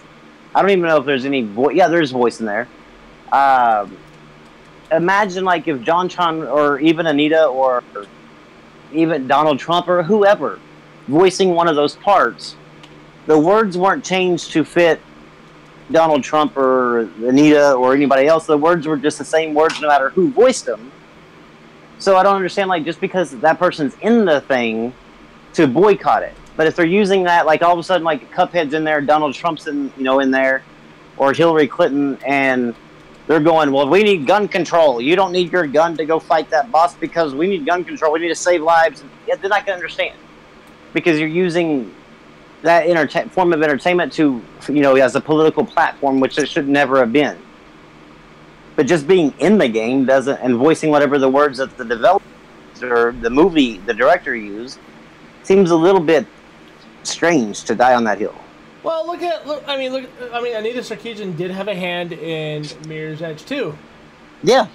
And it still sold well, and I was glad it sold well.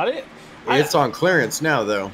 Yeah, it's on clearance now. Well, yeah. fairly old at this point. But seriously, though, I mean, if we were to really hinge all of our entertainment based on our values, like, we would be dull-ass motherfuckers. I'm just saying. Exactly. I mean, I bought Mirror's Edge Capitalist, and even though I knew Anita was part of it, because I don't tie my political leanings to everything that I do in my life. And now, I mean, obviously, if they're using it for their political leanings, then it becomes hand in hand. But if it has nothing to do with politics, then I kind of leave my politics out of it. As much as I don't want their politics in it, I shouldn't be bringing mine into the judgment of buying it or not. Yeah. Well, hell, Naughty Dog, they actually support Anita Sarkeesian. However, I still buy their games. They're one of the best developers out there. But I've never once thought, well, I'm boycotting you because you happen to like Anita. Well, no, because I'm sure if that's the case, I mean, hell, they could probably, from people I'm friends with, they could probably quit selling to me because of that. I mean, if they really wanted to be that damn petty, it would just be kind of strange. But I mean, for the absurdity is just Too damn high. Yes. I'm telling you, dudes, you're not taking it seriously. Palpatine could not make this shit up, right? I just don't understand people that are so triggered by the fact that JonTron's voice. If nobody had pointed it out, I guarantee nobody would have even known. Because JonTron doesn't have a unremarkable voice, you know. But especially in one of the games that they did, it was all just weird sounds and stuff. And ukulele, right? yeah. Yeah. It was like, well, oh, don't like that, whatever. Nothing, not even words, and they still bitched about it. Yeah, and made him fire him. They said that it's not unreasonable to want the devs of Hat in Time to do the same thing that ukulele devs did. And I'm like, yeah, it's kind of unreasonable. Slightly. It was unreasonable in the first place. Yeah, because it had nothing to do with his political leanings. So I'm not understand. It's just so weird. Real life has gotten more absurd than fiction, sir. It really has. I told somebody today, I'd almost rather jump into my one of my video games to where I'm being shot at constantly, because sometimes that feels like a little bit safer than actually living in the fucking real world. Bro, in Fallout 4, there are no college professors preaching about communism and feminism and how white males are the problem and yeah, I could live. I could live in the dystopian future. I mean, exactly. Bring it on. I can figure out a way to make it happen. It seems a lot better than what's going on today. I'm telling you. And now, see, there you go. All it's going to take is one viral scientist who sees one stupid thing that's just the straw that breaks the camel's back, and then Ebola's in the airports, and then everybody dies. I'm telling you, dude. Really, Pete? I knew it, dude. I knew he was going here with this. Jesus Christ. So, overall, Ebola's gonna be a thing. Congrats. Ebola? Yeah, you didn't hear Pete? Oh, no, I didn't. Yeah, Ebola's gonna be a thing because the stupidity going all together. Oh, yeah. At once. Don't forget the Terminators are gonna come back and try and kill Sarah Connor. I mean, we don't know which one's gonna happen yet. That's the fun part. My main thing is everybody really going to fucking ignore in the Terminator series how he sends his best friend to go fuck his mom so that way he's born? I mean, that's not weird to anybody else. Is that just really me? Would you expect him to do cock block? Dude. You don't do that to a buddy. You don't do that to a buddy. Seriously though, yo, you gotta go fuck my mom, bro, or I'm not gonna be born. Okay, dad, or best friend, or what the fuck are you? And yet, that is still not as absurd as fucking as these goddamn mental patients who think that Hitler is their headmate, or that they were supposed to be born a wolf, whatever the fuck. It's like I was born as a wolf, but my spirit totem is a tiger, and my fursona is a dragon. Thank you. And I'm sexually attracted to toasters. By the way, my name is Kirusaurus. I'm just kidding. I don't know what it's gonna be. I don't know, because it could be Amy Schumer making the most ludicrously absurd joke on ever heard ever by anybody, or it could be the pumpkin spice vanilla latte Starbucks caffeinated soap. But something is gonna be the tipping point, and it's just not gonna end well from there.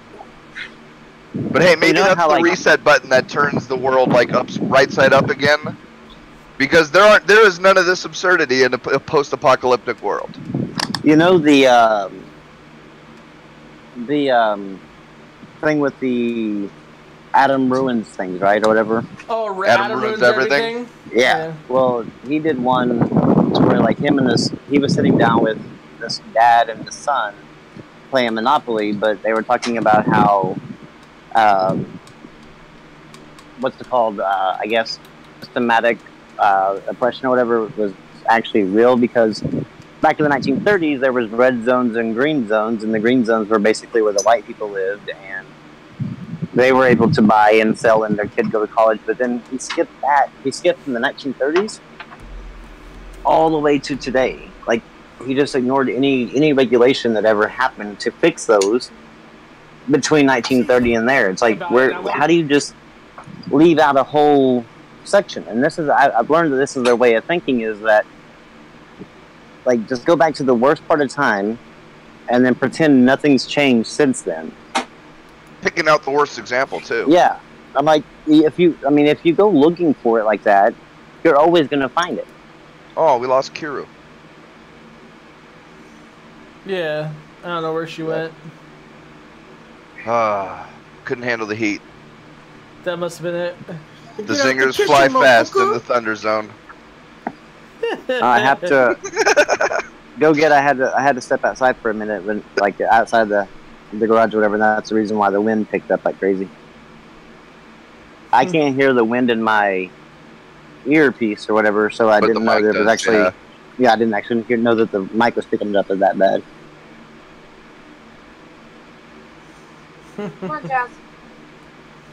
Either way, sounds great. Anything else to talk about, fellas? Are you trying to get off here or something? Well, either that, or I could let one of you guys host, and I'll go to bed. One of the two. This motherfucker. You stayed up your maximum of 6 hours today? Huh? Yeah, that must have been it. 4 a.m. to now. Yeah, that's 6 hours. Yeah. Oh, YouTube and their demonetization.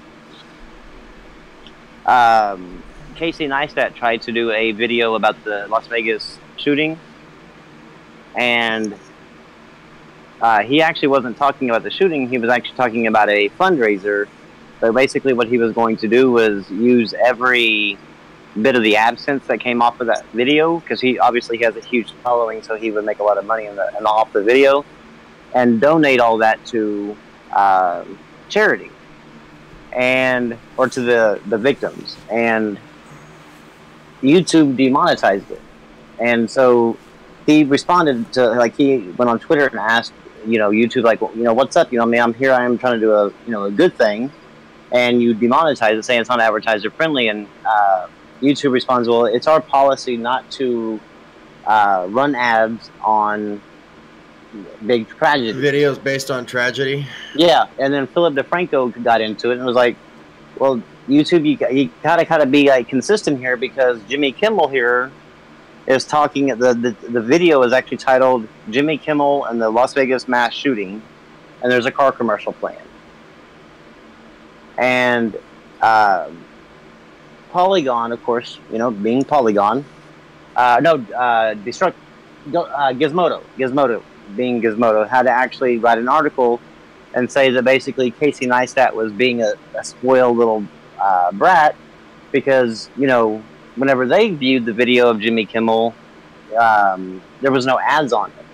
But there was really actually ads on it. They were just watching it either on YouTube Red or with an ad blocker on and didn't realize it.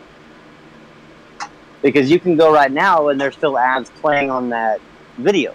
Well, and there's sometimes that ads just don't play on a video, like even if it is monetized, because I'll watch like 4 or 5 videos real quick in a row. Yeah, they said there'll be ads on like 3 of them, but even though 2 of them are monetized, every once in a while, it skips it for some reason. Yeah, that's what Philip DeFranco said. That he said, sometimes in the fact that if you had just like seen an ad for Audi, and you go to your next video immediately after, and there happens to be an Audi commercial running, you might not see it because it recognizes, hey, you just saw this ad, so it's not showing it to you. Yeah, right. So it's in their algorithm to do that. So he said, like, there's a good chance that even happened to you, Gizmodo, but that's kind of lazy reporting because you didn't even take the time to actually clarify if you were right before making Casey Neistat look like he was just some spoiled little brat that was like, oh, I deserve to have this. Terribleness. Oh, Kira's back.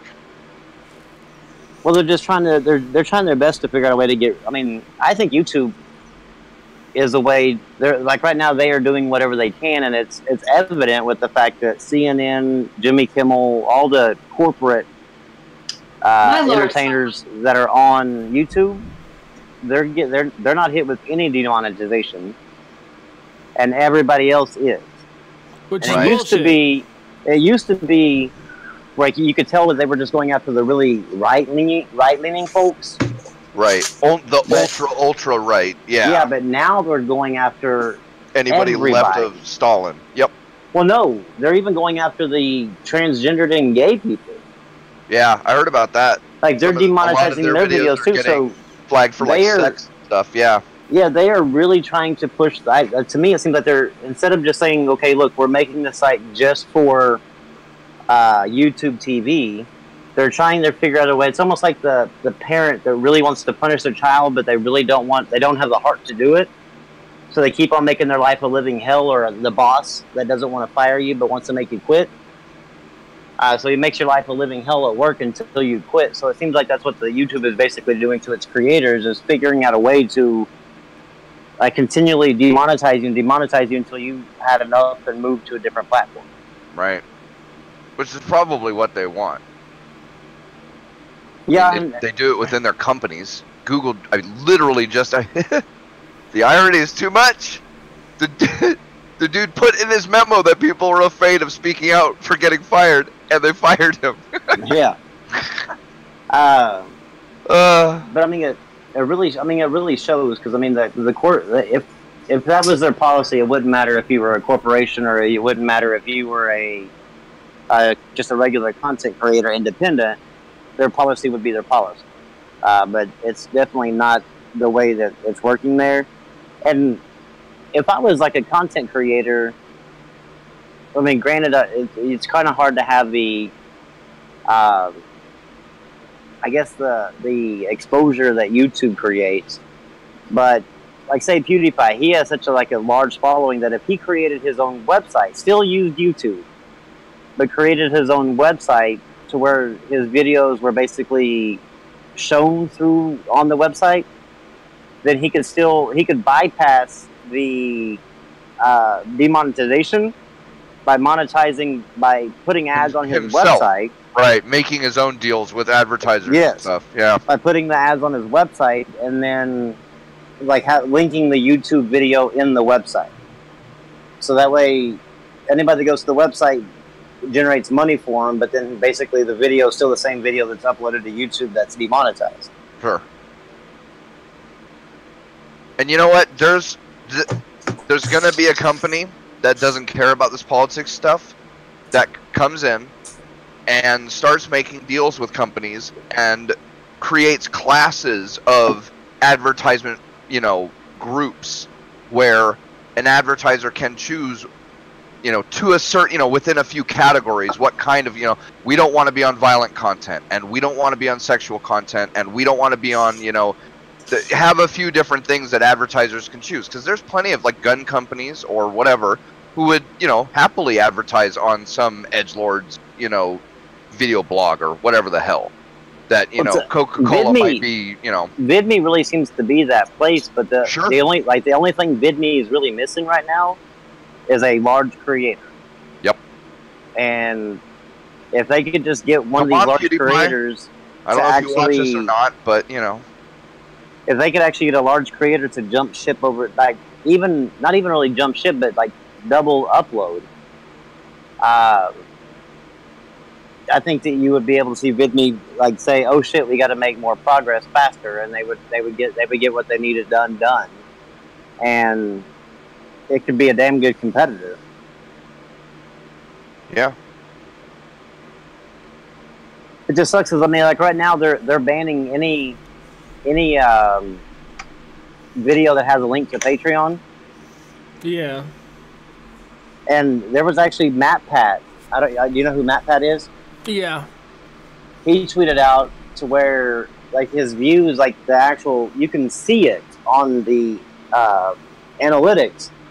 His views were up there, and as soon as he got the email from them saying it's demonetized, not only, generally like the monetization would just affect the money, but they actually bury the video to where it actually pushes your views down. Like his views were going like from 21,000 a day down to 200 a day. Like it just an immediate cliff, like right down to 200, and that was where it stayed at.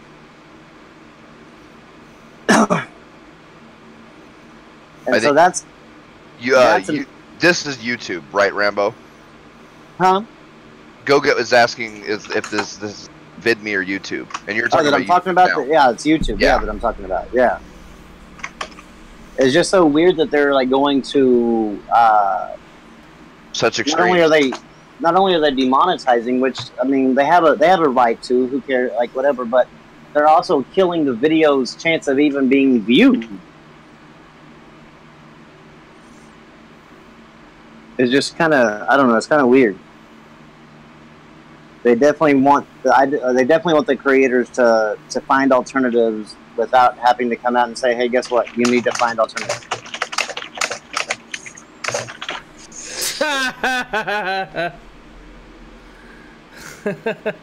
No, VidMe is going to be a good alternative. I think it's going to be what really brings back the video content for many vloggers, man. Like vloggers kind of miss vlogging. There's a lot of people that made their living on YouTube, and I knew the living was going to be cut into eventually. Like I knew that was coming, but I figured it would have been at the hands of us. I thought for sure, if anything, as YouTubers, because we do control the sort of content that comes in and out of this place. YouTubers and the community itself, they pretty much determine what the next big meme is or what the next big trend in video creation is going to be.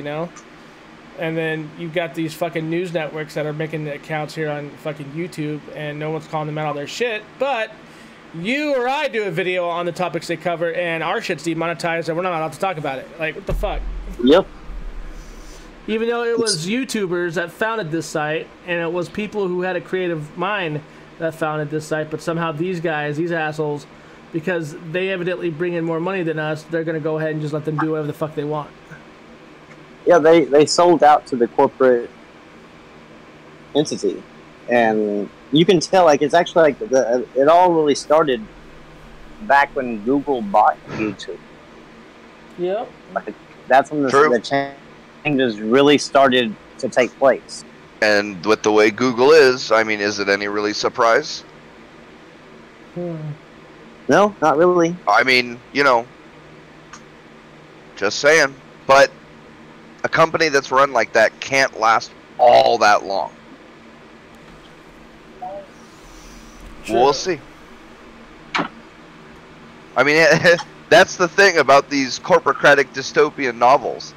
The companies that take over the world, they actually have to do well enough to be able to take over the world. And what, like Google said they haven't been profitable since how long?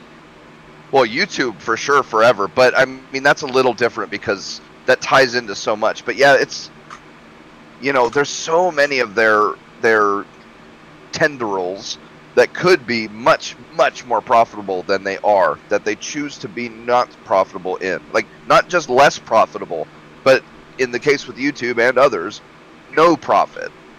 Just so that they can try to push their political agenda, which, you know, people don't like that. That's why Netflix is doing better than, you know, HBO or Cinemax or whoever, and it's why internet shows are doing better than CNN and shit. It's just, I mean, it's so weird where we've got to as, I don't know, even at like a society and even, I mean, not really just society, but like in business as well, but where, like, it used to be celebrated, like, artists and stuff like that, but now it's almost like they don't even want to, like, acknowledge like people that create things. It's just weird how life has progressed in that direction. Yeah. I mean, even most of the larger art, I mean, I don't want to call them institutions, because some of them are government, some of them are corporate, and some of them are private, but almost all of them are just as left-leaning as all the rest of the, you know, school, universities, the media, and all that shit. And, you know, there are several examples of people being, their work, whether it's a book or movie or actor or video game or, you know, whatever, being shut down because somebody doesn't like their politics. So this shit's almost everywhere. Yeah. Well, there's I tweeted about this morning, but there is a woman in the UK that was born white, but now says that she is black. And it says, they put out that says, is race something that people can decide to change? And of course, everybody's like going, no.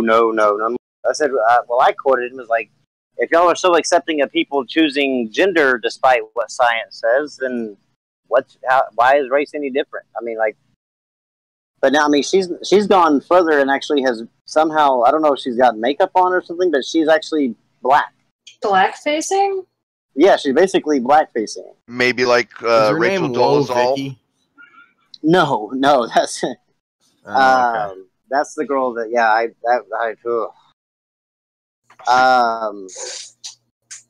I forgot what her name is, like Martina or something like that, but she's Martina Big or something.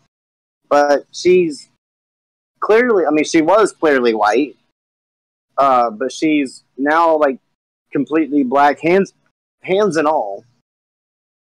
I wonder if she dyed her skin. She might have. I don't know how she became black, but she thinks she's black. She's trans black. Oh my lord! But like they're having a problem with this, and I'm like going, this is the kind of shit that y'all foster by ignoring science in the other area.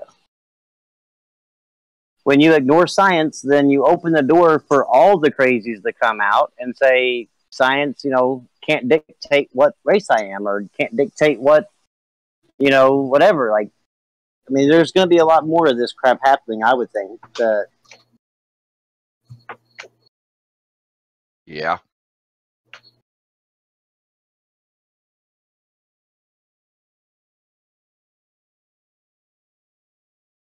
That's why it's so important to vote with your dollar, so the shit gets nipped in the bud.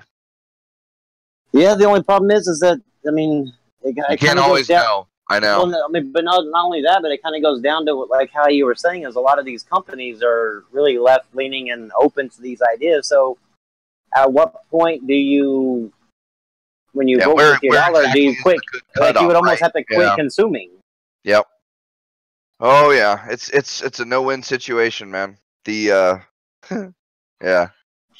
Now remember though how people that are pro-abortion say that you're not really killing a baby, it's a fetus or an embryo or whatever. Yep.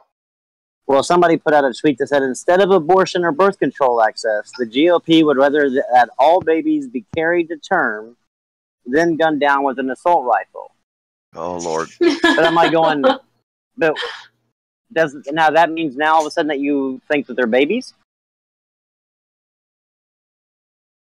Because like that goes. I love that shirt, that meme of Gloria Steinem, I think, wearing the shirt that says "I had an abortion" with her quote of, "If banning all guns could save even one child's life, it should be done." Just, like I said, bruh, Emperor Palpatine could not be pulling this shit in Star Wars. Austin Powers, Dr. Evil could not do these things and have it be a good movie. Like, this is ludicrous shit. Well, yeah, because like I mean, there's a lot of like hypocrisies within. Like, as soon as they make their statement, the whole statement is one living hypocrisy. Like that lady there, forever been calling. It's meta levels of irony and hypocrisy. Unborn babies, not babies, and all of a sudden now that you can slam the GOP, all of a sudden now they're babies. Like, you're not even sticking with your same narrative. Yep. Yeah, somebody actually shared with me. I think it was Yamanix. A picture. It was it was kind of funny. As a woman talking to a black guy, talking about she was like, "What's up, nigga?" And he said, "You can't say that." And she's like, "Yeah, I can because I'm trans, nigger." And eventually he punches her or whatever like that. And he's like, he said he never thought in his wildest dreams that would actually ever, be relevant in society. And sadly, here we are. I mean, people still argue that the slippery slope is a fallacy when things that were said were going to be the slippery slope 30 years ago have already come true and then been gone beyond. Yep. It's like I said. And what? Like, I got my guns and my computer and my TV and shit, and whatever comes, I'm along for the ride. Here's another ironic thing, and kind of hypocrisy to a degree, is that Jake Tapper, the CNN guy, said it's finally good that the open secret in Hollywood about Harvey Weinstein is actually out now, about him being a sexual predator.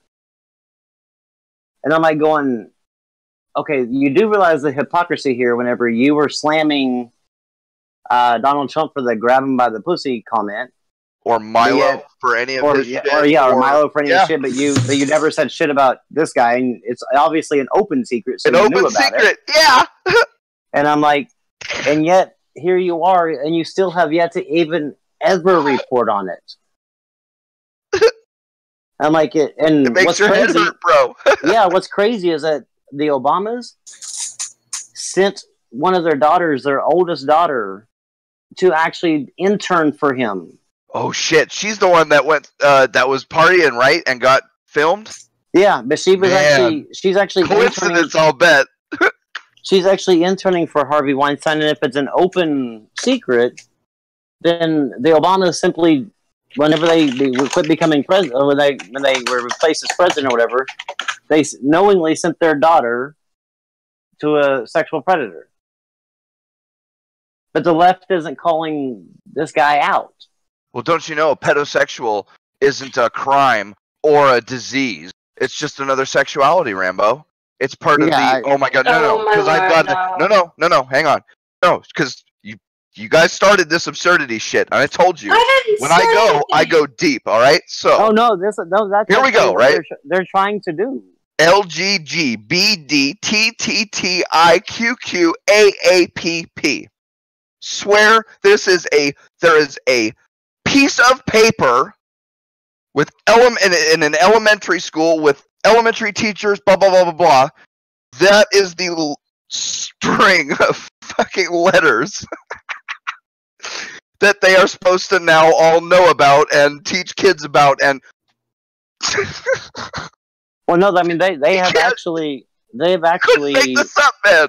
They have actually said that. I mean, there's been articles written by some of these left-leaning websites like Motherboard and stuff like that, talking about when is it time to realize that sex with children is a sexual preference. Consensual sex with children is a sexual preference. Yeah, if it's a consensual relationship, then it doesn't hurt them. Oh my gosh! I'm How do not you being know? part How of do you this know? conversation. Yeah. Oh yeah. Yeah, it's just so absurd. It pissed me off whenever I read it. I was like, y'all won't even allow this child to make a decision if she can get married, or he can get married, or go to war, or buy cigarettes, or drink a beer, because they're not mentally and not mentally capable of making that life altering decision. But you think all of a sudden now they can consent to a sexual relationship with somebody 5 times their age? No. Like that. Oh, it just pisses me off that. I mean, and that's God. This is the worst part of all this, right? The ultimate irony is that there is a long and deep conversation that could be had about things like age of consent and when really is, because the average person's frontal lobe doesn't fully form until they're like 25, and most people are straight up retards until at least the age of 17 or 18. But then again, like I said, it's a long and deep conversation, and it's a big rabbit hole, and there's a lot of sides, and there's a lot of info to be looked at, and things to discuss, and these motherfuckers, they turn it and use it as a political bludgeon, while at the same time practicing themselves the very things that they beat people with. That's the reason why it's kind of hard for me to, like, I've for the most part, have tried to just stay away from the political side of things on my Twitter, and kind of dealing like with the political inserting itself into my games.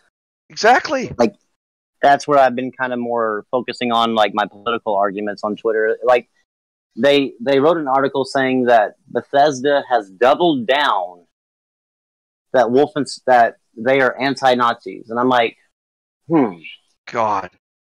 I'm like, going, so, just like Rag said, he's like, in a game where you're killing Nazis, how do you double down that it's anti-Nazi? Like, do they come back to life and you get to kill them again? Like, I mean, you're already killing them. I hear it all the time, right? That it's sad that it took Gamergate to start, illuminating these sorts of issues, especially within, like, among the bigger press outlets that were more important than just games journalism. But on the other hand, it's like, I mean, how do you argue against it when it's even creeping into games? Well, you know what I mean? Yeah, somebody actually responded to that article, because, like, people were responding going, anybody who thinks that Wolfenstein is a pro-Nazi game obviously has never played the game, or they're just stupid. And somebody was like, well, they needed to double down because in today's political climate, that they just needed to make sure their stance is clear. And I'm like, and the person responded like, my kids aren't listening, and Sandra won't get up, so I'll talk to you guys later. Is Graham back yet? No. Do you have to go get food? Well, he's the one with the controls of being able to shut down the. To shut down the stream, yeah. We're just talking until he comes back. Pretty much. But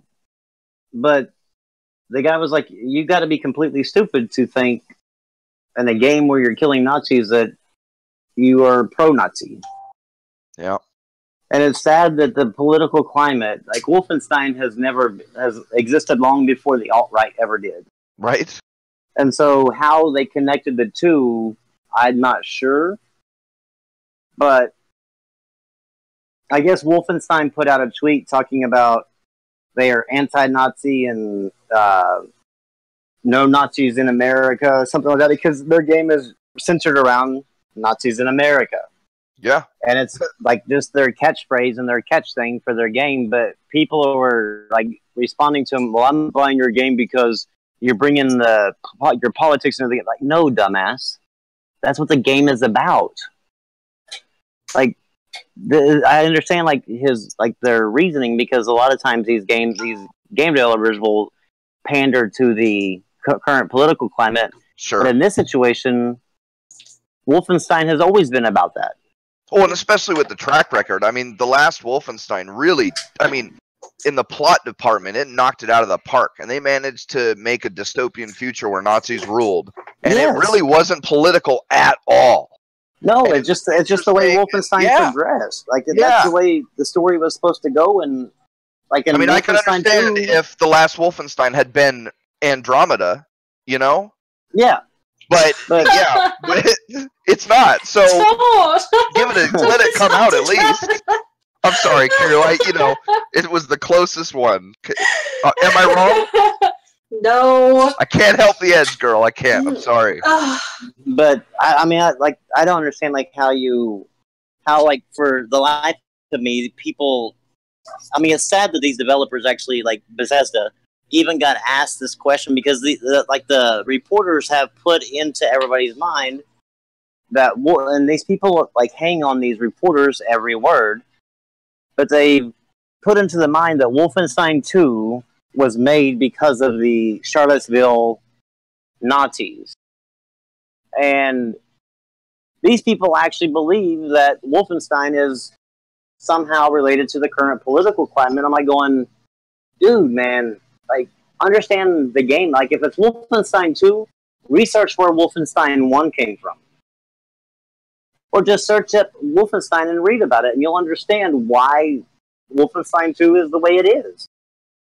It has nothing to do with the Nazis that we saw in America. I mean, Jesus, how many years has this game been out, and how long ago did Charlottesville happen? And the people in Charlottesville, they're not Nazis, they're neo-Nazis, because there's a difference between neo-Nazis and Nazis. Well, yeah, it's a thin line, but there is still a line between them. Yeah. But I mean, there's no way in hell that Charlottesville could have happened, and then develop this game and have it release in the end of October, and had it that quickly. There's just no way. But these people somehow, since the reporters have put it in their mind that this has something to do with Charlottesville, well, that's the thing. Everything's political now. I mean, it's so sad. I mean, it's sad that we even have to have these kinds of conversations, because games should be, except in the plot sense, games should be apolitical.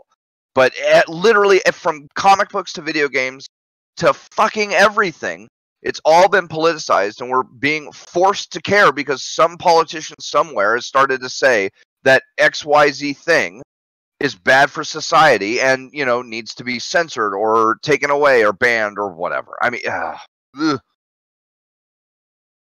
I'm gonna go to bed. Sorry, it's 1, and I'm tired.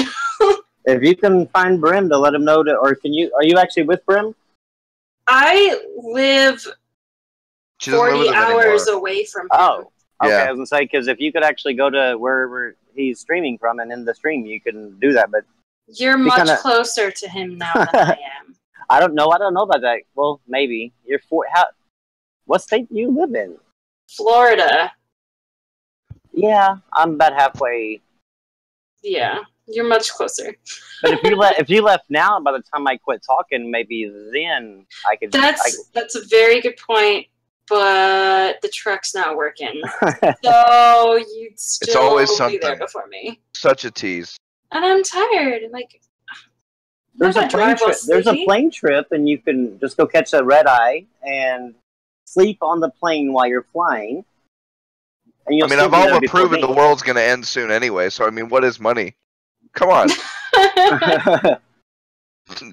You can pay for the ticket then. Do the brothers a solid. Oh. You can pay for the ticket then, since money doesn't matter. Peter is definitely all for that. I'm not. I have games to buy to add to my backlog. Yeah, I just dropped all my money, so I ain't got nothing. Yeah, I just dropped quite a bit on 8 games now, and I've got to hold off on spending frivolously anymore. Until 2 weeks from now, or yeah, 2 weeks from now is whenever I'm pre-ordering Wolfenstein and Assassin's Creed. So yeah, pretty much. Oh, I dig it. Good choices. Anyway, on that note, peace out. Peace. Later. Well, Pete, here we are again. Here we are again, bruh. It's all right, dude. We're the ones that everybody can count on, Yeah, well, because they have no choice but to count because we have to talk until the stream ends. We'll make it work. Come on, chat. Give us a topic to talk about. Yeah. Obviate. Come on, man. Assassin's Creed is actually a damn good series, and this one looks like this one actually looks amazing. It does. It does look. That's the thing. It doesn't matter 4K or not because it just looks really good, and that really is all that should matter. Yeah. I don't care if it's checkerboarded. You know. I'm not worried. I'm not worried about all resolution crap. I'm just, seeing the what's it called? Yeah. I mean, if you like Assassin's Creed, then go for it. You know, that's the thing. It's not my game, but that's all right because even I can say that it looks really fucking good. And they're great with aesthetics and shit. So I don't think there's been an Assassin's Creed game that I've seen either gameplay footage of or video footage of that I thought, I didn't think, wow, that's, whether it's the windows and the siding on the old houses or it's the, Colosseums and all the arches and columns of Greece or whatever. Dude, it all looks fucking amazing.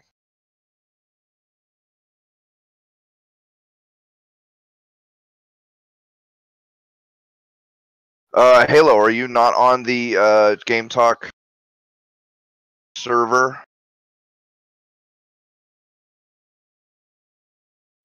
Cyrus, he said he'll be back. I don't know. I mean, he was saying he was tired, but I'm sure hope he didn't just go lay down. Because that means me and Pete have to talk for like the full length of the 8 hours. And I'm not sure I can come up with 8 hours worth of conversation. Oh, okay. So, Halo, go to the Game Talk server, join in one of the other voice chat lobbies, and we will pull you up into ours. Anyone else too? Mixing Mud, I'm still kind of iffy on that. I'm not really sure if I oppose Nazis or not. I did play the Call of Duty beta, Obviate. I have to say, while it's hard to know how much of it was Vega and how much of it was that it was a beta, but I did have a few small issues myself. But I'm sure most of that will be fixed by either launch or soon after. I mean, they're a big ass company, so. I played the beta and enjoyed it. It was the best Call of Duty I've played in a long, long time. Yeah, I mean, I don't know about better than one or whatever, but yeah, it was fun and it was good, and I liked the weapons, and they handled nice, and they sounded great, and all that good stuff. It's definitely nice to get back to Call of Duty, like where you don't have to look like up in the air and everything else. And I love World War II. I love the Garand. I love the bolt action rifles. And the Garand. One of my biggest pet peeves in a World War II game would be a Garand that doesn't perfectly execute the ejection of the clip, because it's got you as soon as you fire it, it's got to immediately like ping and shoot out of there, and then the reload's got to be on point, right? Because that's like an iconic thing. And there have been a lot of games that have just not done it right at all, and they did this one real right, and it's good, and I like it, and it was fun to play with. So I mean. Yeah, there's attachments and other shit like that. You don't have to play with it if you don't want. And obviously nobody played the single player, so I'm probably not going to buy it till it's like $30 because that's just me. But it looks fun.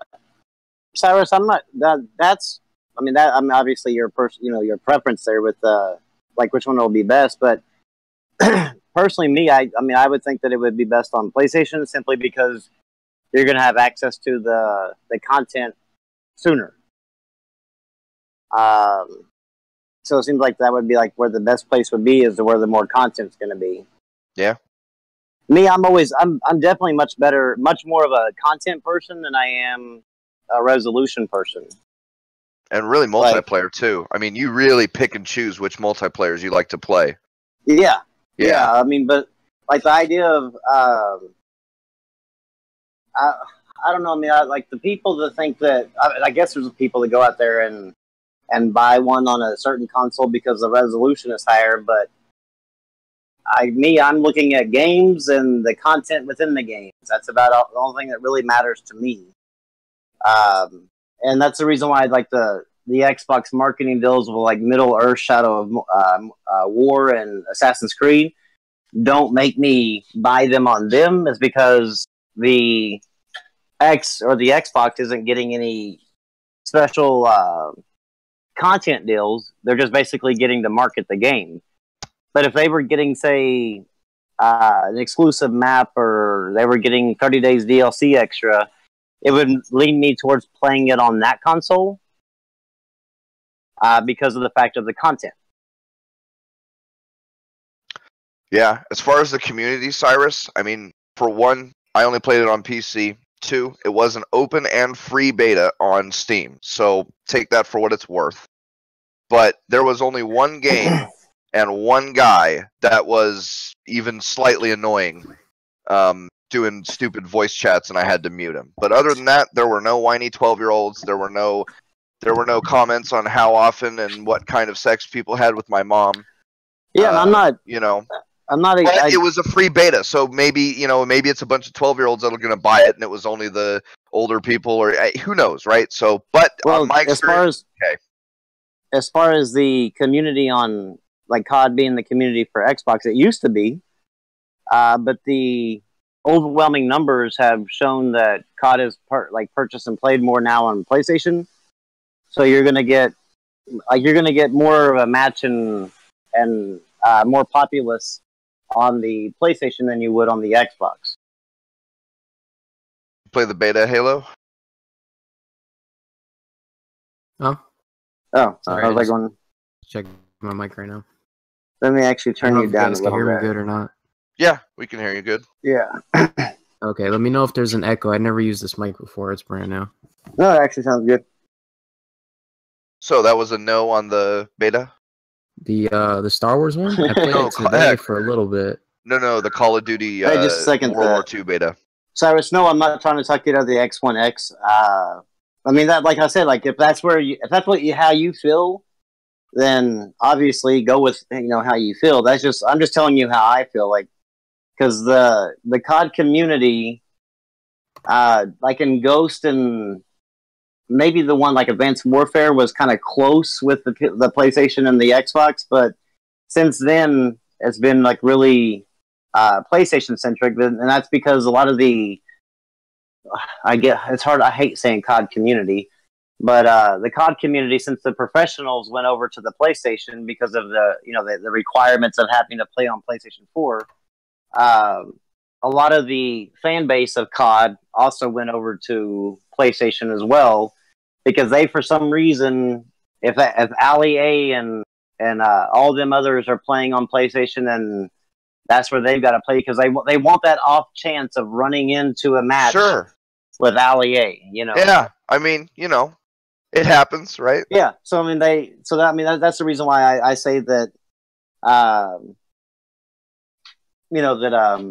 COD would be better played like on PlayStation. Now, obviously, if you have a preference with a controller and whatever, that's neither here nor there. But I'm just saying, more of the COD community has actually switched over to PlayStation simply because of the marketing deals.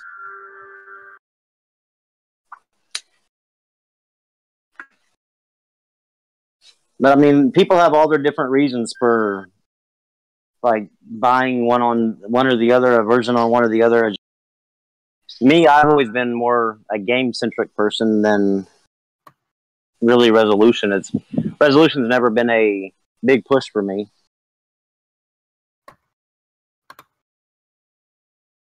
It's nice, but nothing that's a must-have.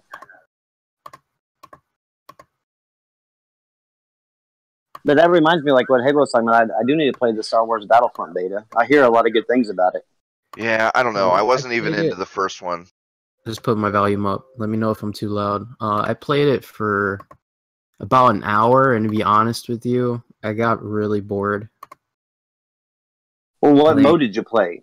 I played half of it. I played the space battles, and half of it I played the normal mode, I guess it is, because I joined somebody else's game, so I didn't really pay attention that much. Well, there's Galactic something, I forgot. yeah, I know that there's like a really fun mode that everybody's playing, kind of like the one with the I guess everybody played with the Star Wars Battlefront 1, like where you have AT-ATs and all that kind of shit going on. Conquest, basically. Yeah, so I mean, I think that's where the fun actually is in it. I don't know. I mean, I'm kind of excited for it because from what I hear from everybody who really knocked the first one, they said that EA really listened on this one. And they said, of course, we can't speak for the single player because nobody's played it yet. But from what they've seen, from what they've seen on the previews, it does look like they really did a good job with the story. But as far as the multiplayer, they said they have listened and improved quite a bit from the previous. So I'm kind of excited for it. It's almost like, to a degree, I almost don't like playing betas because I like to jump into a game completely. Oh wow, fresh. Yeah. You're probably better off that way because you get more of a experience out of it. Well, and even I think the beta experience is never. I mean, it's not really never even close. I mean, really, it's more like 60-ish%. I mean, it's mostly good enough for the important things like the engine and the graphics and all that. But lots of things change all the time. Every step of the way through betas. So, it is what it is. It's free, so that's. Yeah, I mean, I have it downloaded. I mean, it's like one of the things where I want to click on it to play it, then I'm like, gosh, should I wait and just because I'm going to buy the game no matter what because I have the first one and I love the Star Wars games. And I'm sure there's going to be good trophies for it. Yeah, the first one was to me it was okay, but it really, I mean, it just lacked. The things where you can spend a lot of time playing it. Unless you like the multiplayer enough to play it constant. Yeah, because it was kind of really shallow. Yeah, it was like the first Battlefields where, sure, if you liked the multiplayer, it was great, but single player was literally multiplayer with bots. So if you wanted a campaign, you were SOL. Yeah, well, the campaign on the single player portion of the first one was basically like you said with bots, but it was almost like horde mode, where you would have a portion, and then the next wave would come out and be a bigger portion, and and then you'd move on, and then yeah. I mean, it just wasn't. But they did get a lot better. They did get a lot better. Battlefield, Bad Company 1 and 2, 3 and 4. I didn't play Hardline or the new one, so I can't comment on those. But I mean, they all had really good stories and really good campaigns. So hey, maybe it'll be amazing. Who knows? Well, John, I would imagine the old Battlefront 2 is better, but I mean, we're only comparing Battlefront 2 to Battlefront 1 as far as the games now. I mean, I don't ever try to compare them to their predecessors like that, if they're a remake or a reboot of the franchise, because especially if it's an iconic franchise, it's kind of always hard to hit the nail on the head on that. And I don't want to, it's kind of an unfair, to me, it's kind of an unfair thing to compare the two because you're holding it to a standard that would not have been there otherwise, But to me, I always try to go into each game, whether it be a remake or a reboot, which is kind of like a fresh approach. Do I like this game? Not do I like it compared to my Ratchet and Clank? Did I like Ratchet and Clank now, or did it? I mean, I'm not comparing it to the old Ratchet and Clank to where it is now, and I think that's a lot of problem with the Battlefront series is people are really stuck on the old Battlefront. I mean, this is why I try and view every artistic work in kind of a bubble, and I try not to worry about shit like cliched, things and tropey characters or whatever, because I mean, really, it's all been done before.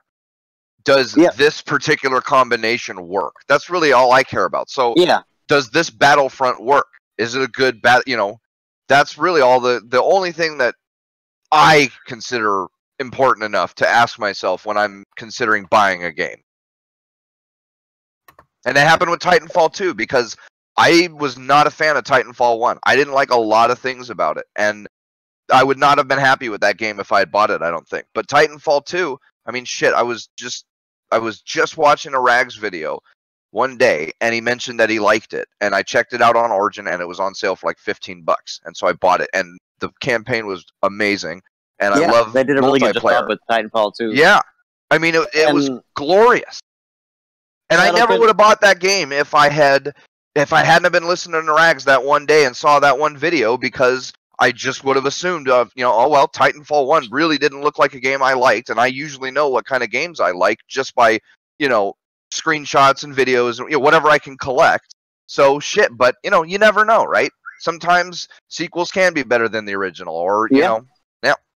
And Shadowkin, that's what you should expect when there's a sequel, that it would be better than the original. You would hope, but real life is never that easy, right? Shadowkin, that's the reason why I was telling you whenever you bought that 4K TV that the real difference in having the 4K TV is the HDR. Because if you actually just go from 1080p to 4K and you're just talking resolution by itself, it's really not that big of a deal.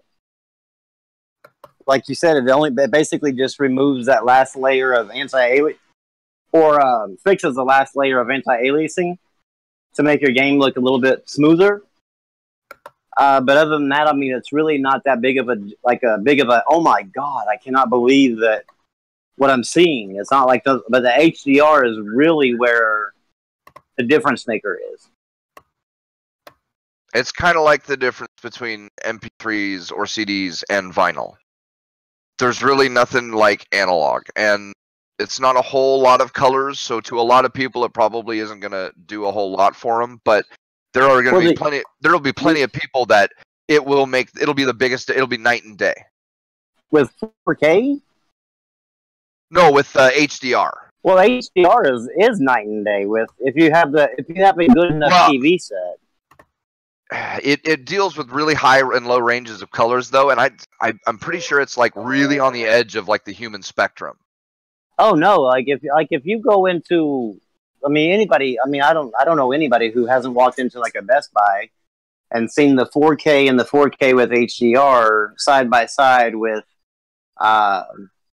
the same thing playing, and I mean you can tell so much more detail in the HDR one because like the colors in the flowers that are in the grass or whatever are popping because they're much brighter and crisp, and the color, if he's wearing a solid blue shirt, I mean, that's like really popping compared to the 4K. Because to me, 1080p to 4K is not that big a deal. But 1080p to 4K with HDR is a big deal.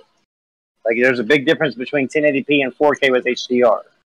Have you seen the difference with the mix of like the 4K and the HDR together? That's what I was just going to ask. You can have the 1080 screen, both HDR and non side by side? Yeah, same thing.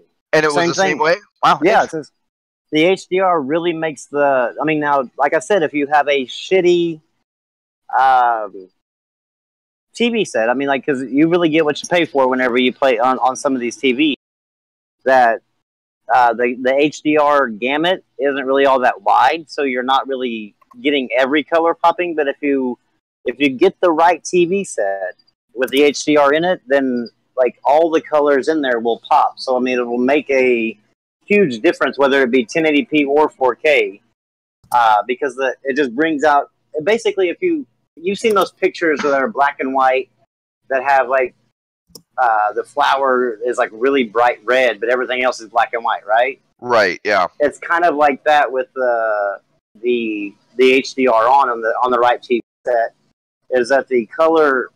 I mean, obviously it's not black and white, but the color, it pops out like that much to where you're like, damn, like I never knew that these colors were actually this vibrant in what I'm watching, because of the fact that side by side you can see it really easy and really clear. You know what? I'll bet you the reason I don't care about it is because with computer monitors, it's a little different, and HDR doesn't do as much of a thing with computer monitors. I'm not, John Doe, I think you're completely, I mean, I don't understand like why you're saying it's still a waste on console, because it's not anything special on PC. There's actually more HDR content on consoles than there is on PC right now.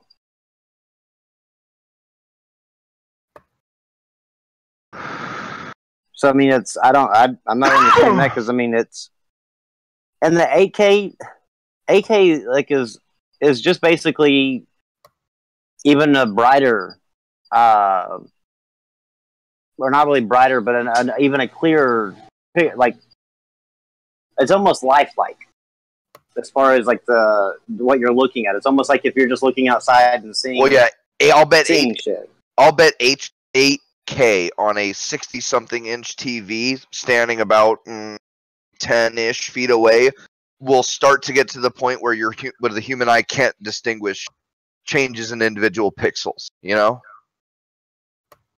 Yeah, I mean, I'll bet that's getting real close Like because looking through a window or something. Yeah, exactly, basically yeah. it kind of looked like you're looking out a window. But I played on PC, and there was barely that. You play on PC, Peter. Right. Games don't have the HDR. Like a lot of games don't have an HDR component to it. No, but They are getting it. No. PC monitors, and especially the gaming monitors, can do a higher range of color than non-HDR TVs, and they've been able to do that for a long time. Well, yeah, but I'm saying is like. But what I mean is the amount of colors that are activated by HDR is a lot smaller on PCs. I think it's only like not even half as many colors versus from the TV. Right, Like so I mean, 10 difference. But wouldn't you say as a PC gamer that there's more quote unquote HDR content on the gaming side for consoles than there is on PC right now? Probably, but I mean, I wouldn't say. I mean, certainly, I don't think PC would have a whole lot more if they did it all. But yeah, it's probably around even. But yeah, either one could have a small advantage easily. They just now actually updated it to where PCs were actually going to get HDR content because prior to there was I know in I think it was it's high dynamic range, John Doe. Yeah, I think that in what's it called? I think in one of the games, I want to say BioShock, or I'm not sure, but on PC there was actually an HDR setting. Oh, Infinite. But, yeah, I think maybe. But what it was that HDR wasn't actually the same HDR that we're talking about. It's kind of like in your camera on your phone. Whenever you can take the HDR picture, you're not actually taking an HDR picture. You're taking. It's kind of like a dumbed down version of HDR, and Sure. that's what that option on computer was. Prior to here recently, sure. But the only cards that are like HDR compliant are like the GTX 900 series, right? If I'm remembering right. It might be the 800 or 700. I'm not sure, but I know it was recent cards that came out. Going forward, everything would be HDR ready. I don't think it's a hardware thing, though. I think they could add it software to the older cards. It's just they're not going to because that's what I mean. Yeah. But I'm saying that from the I think the GTX 900 series on is whenever every card would just have the HDR, whatever needed for it to be in there. And they're just now making monitors that actually have HDR in it. I wonder if those monitors are how expensive are they? They're They're not- 1,200, right? it's just that there aren't a lot of companies that make them, and it's more the high-end companies that do make them. So yes, usually they are more pricey, but they're also usually better monitors.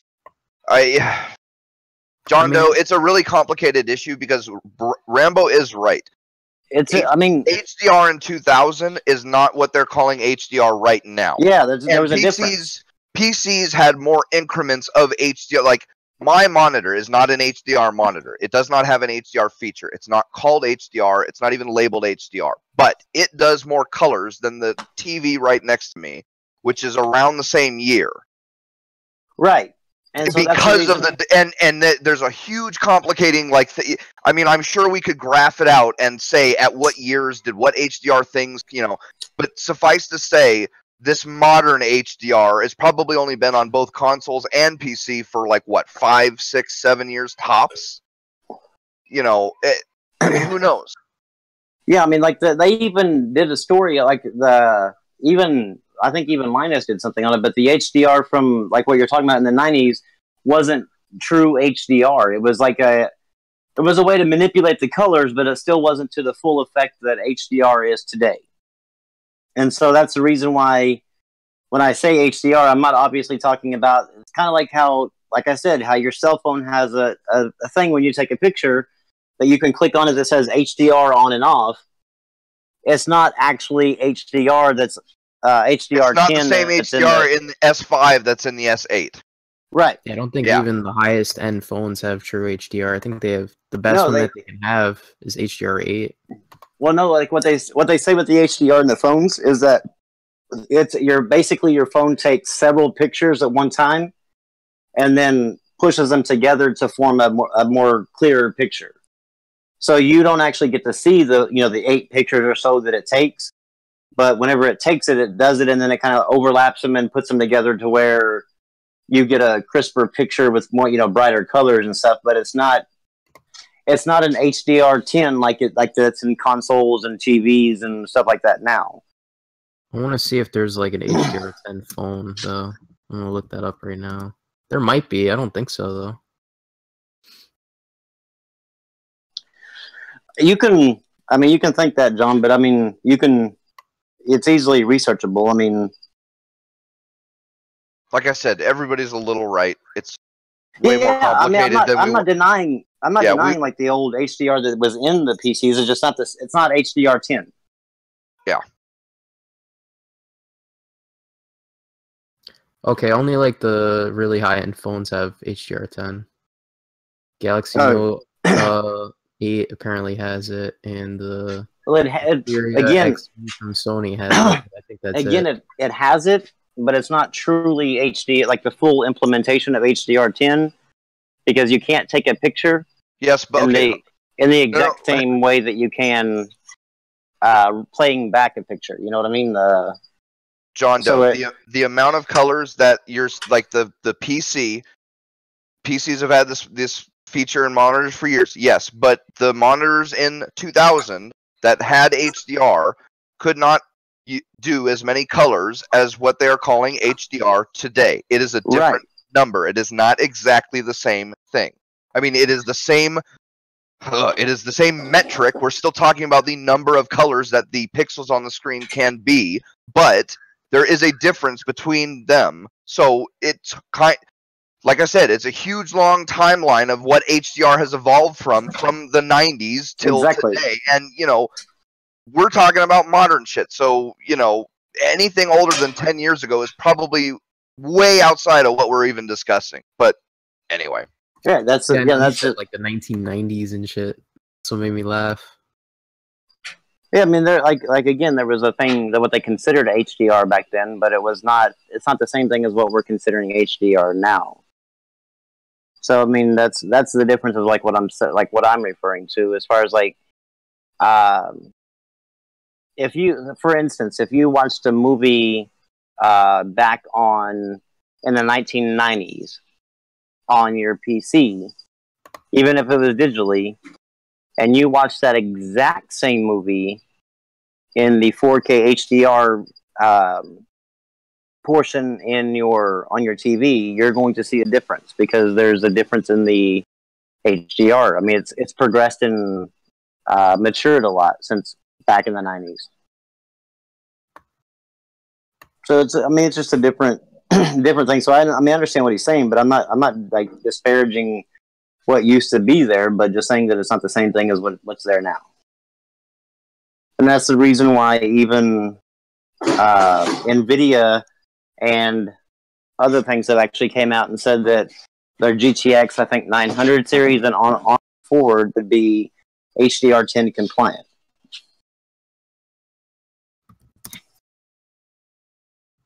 Man, all these flavors, John Doe, and you chose salty. It's all right, dude. It's just games, bro. Jesus, I can barely handle this edge, and I can be calmer, man. Come on. What's Dolby Vision HDR? I never heard of that.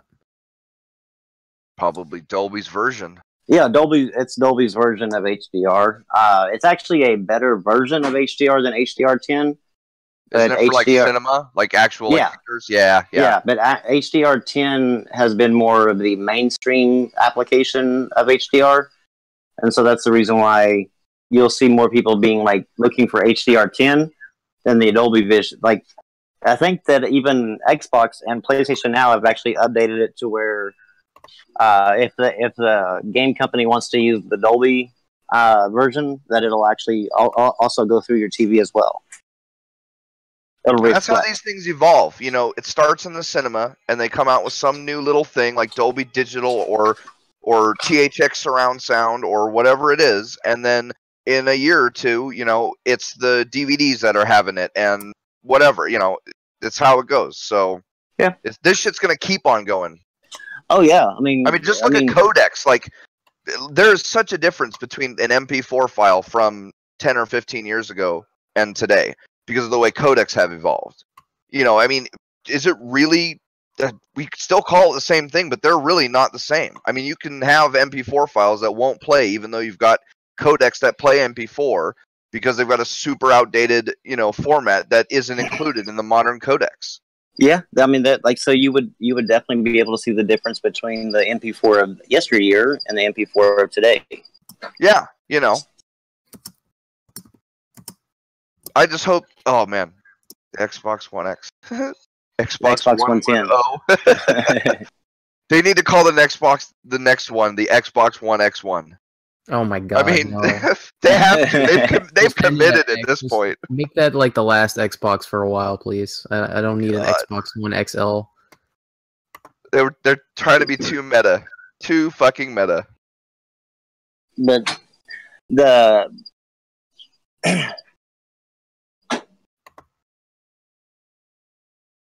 I'm not obviate the truth. I'm not sure like which part you're referring to as far as the HDR and the HDRR. That was HDRR. I never heard of that. Yeah, why you're outside, Rambo? It's high dynamic range rendering.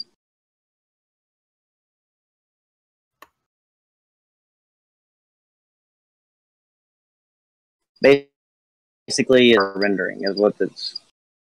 Oh, okay. The So I rendering. get it. It's like an automatic. Sounds like rendering. it sounds I get like it. That's the rendering aspect of HDR, basically. That's a bad horror flick. The rendering. The rendering. It's like They an evil thought phone. it was a mixing normal mode. vacation. You might have heard the crickets because, like I said, I'm like right next to the door on the outside, so you can probably hear the crickets from the. I didn't. Man, this mic on this headset is really sensitive to be able to pick up the cricket because I can barely hear it. It sounds like there's a cricket in my fucking room. Yeah, it's actually quite. I mean, it's not like loud. It's not hurting my ears loud, but it's But it's enough to make you feel like that it's there. It's almost enough to drown you out. Not quite though. Wow. Yeah, that's a good mic you got there, bruh. That's a good. What headset is that? It's the headset that came with my iPhone. Well, yeah. Hey, as That's much cool. as I hate Apple as a company, you know, They definitely know how to make their products. Yeah, can't lie. You're not wrong. They are definitely good at that. They're just terrible with the software side of things. I can't wait. Like once when I get my taxes back next year, I'm breaking my contract with AT&T and paying whatever money I can to switch over to Sprint because the number of dead spots in a major city is just completely unacceptable to me. I can understand if I was in a country area or a rural, like just out on the some random country road. But when you're in a major metropolitan city, you shouldn't really have dead spots for a major company. Or if they do, they should be far and few between. But I was driving I live on 41st Street on 44th. We were driving in the street, and I'm talking on the phone with my wife, and it just drops completely. Whew. I'm like, there's no reason for that to even happen. I like my Metro. $50 a month, unlimited 4G, and I can have any phone I want because there's no contracts or nothing. The service around here, like whenever you get the like Cricket or the other like Boost Mobile and stuff, the other little non-contract related phone companies here, they tend to have like some of the worst Is it still service here. Yeah, here. I was lucky. Metro got Sacramento. I mean, they were in there early, and they were kind of shitty, which is why I had Verizon when I first got my cell phone. But after a few years, they got really good, and yeah, it's been good. I mean, yeah, I remember contracts, and my parents are paying $200 a month for limited data plans and all sorts of nonsense. Kind of. Yeah, we, me and my wife, we lived out in the. It was. I guess it's considered the country, but we were thinking, okay, well, we'll have a bright idea and save some money and go to Cricket, and so we did, and like we couldn't even use our phone at our house. Like we had to find like a certain corner of our house, and that's where we had to use the phone. Yeah. And that definitely made me go back to a company. I was like, okay, enough with this shit. I can't do the thing where I'm barely getting any service. I mean, the phone's pretty important. So yeah. And again, is Brim coming back? Or are we just gonna seriously talk for 8 hours? He probably went to sleep. I understand he's tired, but that's kind of like how tired can you possibly be to where you fall asleep and don't even turn your podcast off?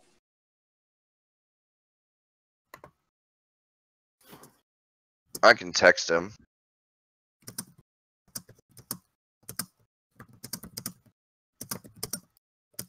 Hey, Halo Storm, do you know the guy named Xbox Pope? Xbox Pope?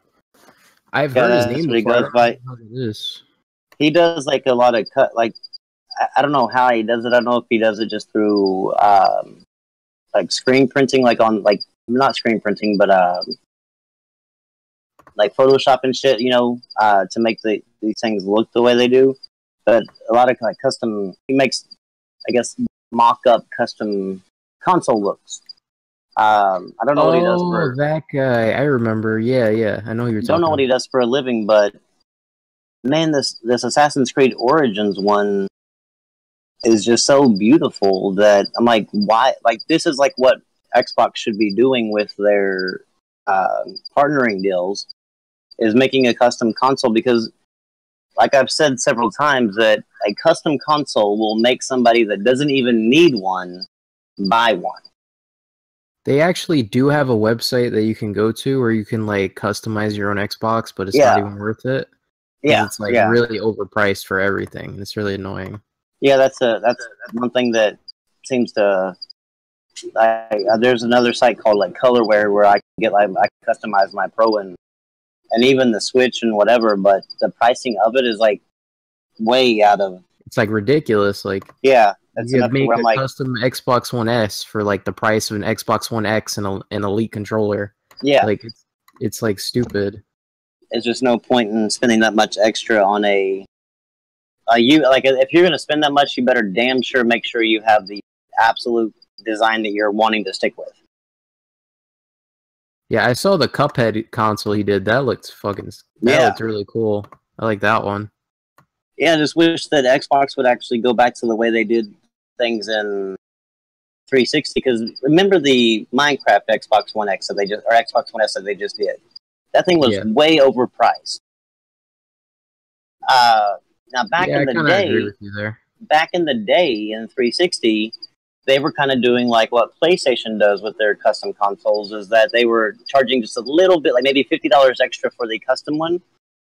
And to me, that's what they need to go back to, like making these custom consoles for these partnering deals that they have, like with Assassin's Creed and Metro and Middle Earth, and then like selling those, because like I said, even though I'm buying a Project Scorpio edition, I would drop the extra money on another one that was a custom console. Just like if PlayStation 4 comes out with a custom Pro for like the Spider-Man or God of War, I'm dropping the money on that. And I don't need it, but I want it. I mean, it makes a person that, like I said, that's not really even needing it go out and buy it because they want that cool looking thing. That's what the collectors are gonna, even if they don't need it, they're gonna grab it. I don't know why, like, Xbox has really fallen off on their marketing lately. It's really weird to see where they're. It's kind of confusing to know where they're heading. Well, their marketing is like a whole nother subject, but their custom consoles, they could be better. I would to see like a State of Decay 2 console. That would be pretty cool. Yeah, but I mean like a true custom console, like not just a State of Decay 2, but not just like something sticker. Something that actually like really is a pops. Yeah, a cool custom console, but then also not charging an arm and a leg for it. Yeah. How about like 50, 75 bucks? Really? Yeah. Come on. Like, well, I mean, it just has to really look cool. You know, it doesn't have to. You can do a lot of cool shit with some cheap ass plastic work, right? Yeah. There's no reason it can't be really awesome, but not cost a whole lot extra. Yeah, they don't need to go that extra mile like they did with the Minecraft one, to where they they feel like they have to charge almost like $150 to $200 more than the actual console. That one was like a cash grab, honestly, because who the hell was going to buy Minecraft in 2017 anyway? True, but I mean, like, I would have actually bought that console had the console been cheaper, if it would have been like $50 or $60 more than the base console. I would have bought it in a heartbeat. The only thing is when you start charging $150 to $200 more than the base, it becomes not worth it at that point. And we're talking Minecraft here. I mean, we're not talking like a must-have. I gotta have this game. Yeah, right. Minecraft. Most everybody who wants Minecraft pretty much owns it. You know. Yeah, when I saw that Minecraft console, I'm like, this is ugly as fuck, and it's $400. That was my reaction to it.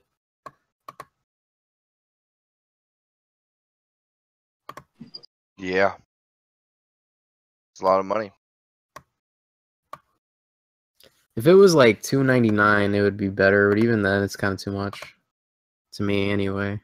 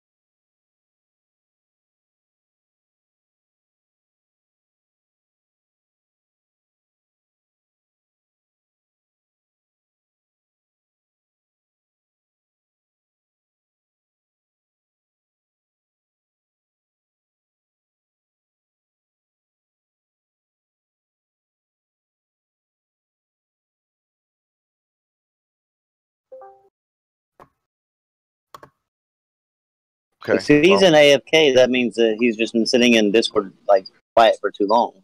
Well, if he was, then why did he? Yeah, I don't know what the rules are for the AFK. If something happened in the update that made him automatically go there. He's in the admin thingy. I pulled him up. Yeah, he wasn't just a minute ago. I pulled him up because now the stream couldn't hear us because he was an AFK, not admin. Oh wow. Yeah, so they missed out on like a few minutes. But we might end up actually having just to end it and let it just continue playing, because if he's not gonna we don't know when he's coming back. And used to he'd I'm gonna run to the store, I'll be right back, and this was just kind of like I'm gonna be right back, and we don't know like anything. He's Well, gonna there was pull that it one fast time that he and came come back after 20 like years later. 2.5 hours, right? And then there was Huh? that other time that he came Oh, back yeah. after a half an hour, where then we kept talking for like another 2 hours. So you know, whatever. Yeah, I don't know if he's trying to catch a cat nap and then Yeah, that's the thing. It might be something with his kid, or you know, who knows, he doesn't have a kid. or his wife, or whatever. Yeah, I He don't probably know. just fell asleep, honestly. I think he might have because He might have. I don't even think. Oh man, checked earlier. I don't think Metro's on though. Nope, and I don't think Jamie is on either. Nope. So nobody in that house is online. No, we don't. That's the thing is that we do, Yeah. do actually have the stream key, but Brim hasn't given us the because like whenever you sign into the Google account that is required to sign into the YouTube account, it says that you need to verify because you're signing into a new device, so it says you need to verify yourself. So it's either Brim's phone number, Brim's email, like his own personal email. Never mind. or Wait, Rambo. Brim gave did me you his, get it? he gave me his. Oh wait, but I don't know. Okay, we'll see. We'll see, because I don't know if this is the phone number that is connected to the account. But if it is, then I can log in. So we will. Yeah, see. then you can log in and actually end it. Yeah, we'll see. Wait, he can't end it unless he logs in? What the hell? Well, no, because Brim actually is the one controlling the ending stream. But if he's not here, then one of us need to have to log into the account to be able to hit end stream. Oh, okay. Because I thought it otherwise, would just end if you if everybody just leaves. I thought it would No. just end. no, because we're not in what's it called, Hangouts. If Yeah, we were we're in in, Hangouts, Yeah. if we could just close that Hangout. Well, I mean, no, that still wouldn't even work because Brim would still be showing up in Hangouts. So I mean, it would definitely take somebody actually hitting end stream no matter what. Typically, what you're saying, what works with Hangouts, because the person that's hosting it also can close out and it stops the stream. But since he's not around, then we kind of have to. But give me just a minute here, and we'll see what's up. Yeah, but the thing is, Yamanex, like the stream key. Yamanex said that if you actually have the stream. Oh no, wait. Let me see if I actually have the stream key. But he said if you actually have the stream key, then We do have the stream key, but my OBS is not set up, so I would not be able to do that. I'd only have Relive going, and you actually have to log in through Relive, and it would do the same thing. So, yeah.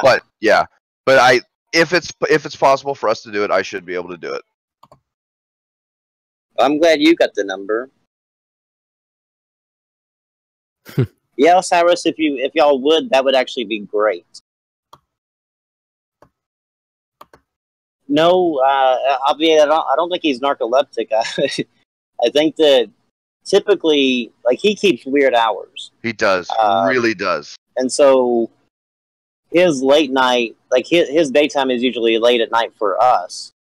And so he was up at 12:30, I guess his time, which is early, like a really early for him. And he never went back to sleep for a nap or whatever he does. I don't know. I'm not pretending to know how he lives his life or anything, but so staying up that late and not having the sleep that he's accustomed to made him more tired tonight than before.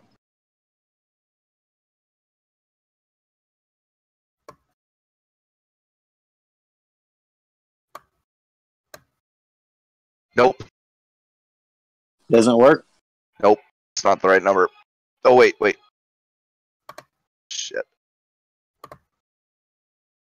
Psych, that's the wrong number. Aha! Success. You're in? I am. Sweet. Well, would you actually message me that number? Yeah, no problem. That way I can actually sign in on my phone and on my PC, and that way I can actually, utilize some things here. Yeah, no problem, sir. So. Yeah, I think as we're going to about to end this. Yes, whenever you guys want to, I can end it. So. Oh, I'm cool, man. Whenever I think we've kind of exhausted topics, I think at this point we're just trying to think of anything to fill in the dead air time. But I mean, still, guys, though, make sure y'all go check out the lootgaming.com. There's a lot of good articles on there and some good reviews on some games. So if y'all are maybe undecided, the reviews are kind of put in priority to where you can actually see them pretty good. So, Congrats, gangster! You're a hacker now. I know, right? My elite hacking skills. My God. yeah, I'm like, that's what it sounded like. He's like, we're in. Yes. I mean, hey, we went through hell and back with this shit before, you know? Oh my God, that was so. Yeah. So, you know. And what's crazy, it was his phone number that was actually his actual phone number that was tied to this account, and I was sending text messages to it for him to reply, to reply with the code, and having the system call him, and it still wasn't getting his attention. So it was a lot of hell that we were going through trying to get this thing to. Good night. 7335. Where the hell is the end? Do you know where the end button is, Rambo? No, but if you go to shit, let me try to think of. Because I'm in the live streaming thing, but there's no end button. I know there's one somewhere, but I can't remember where. This thing I don't usually stream on. Never ends. I know. Oh right? Man.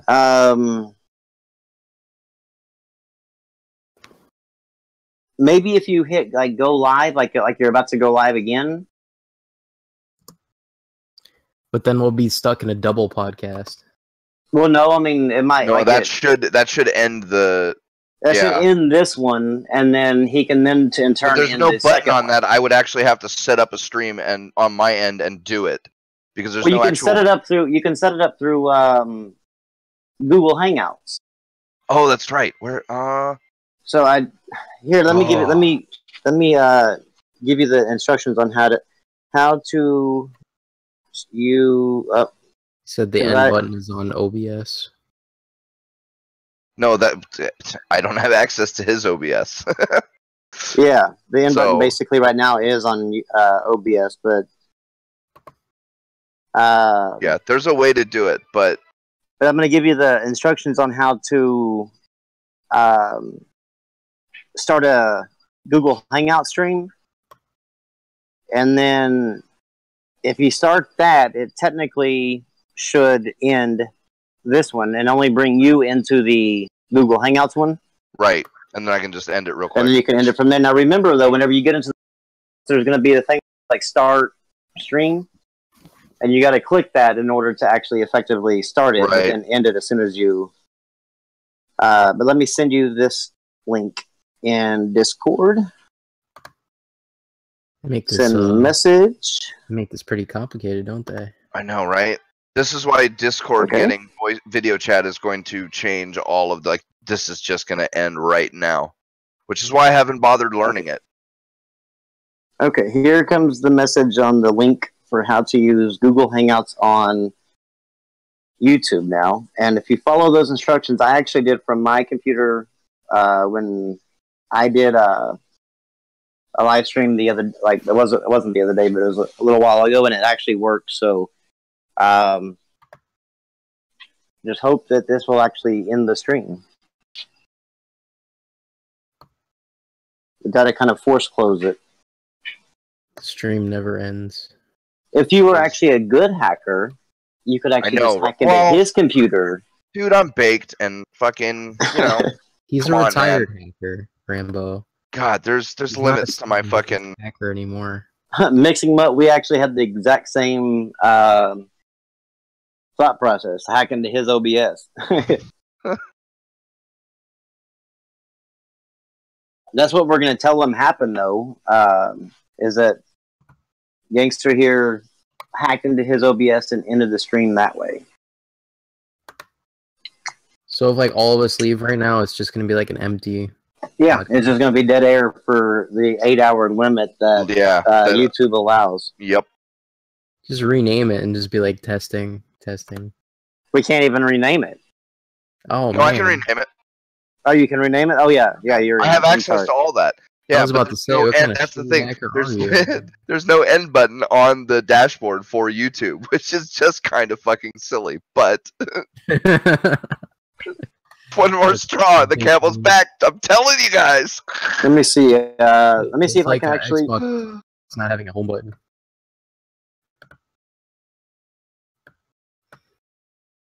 Is it over? No, there's a way. I've seen it. I swear to God, I've seen it, but I can't remember where.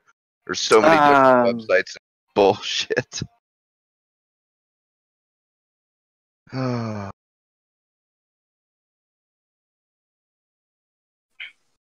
You could do it, man. Now, okay, can you go to the live control room? The lives. Like if you're in the live stream area, like in the. Yes. Okay, can you actually go to the live control room? There should be.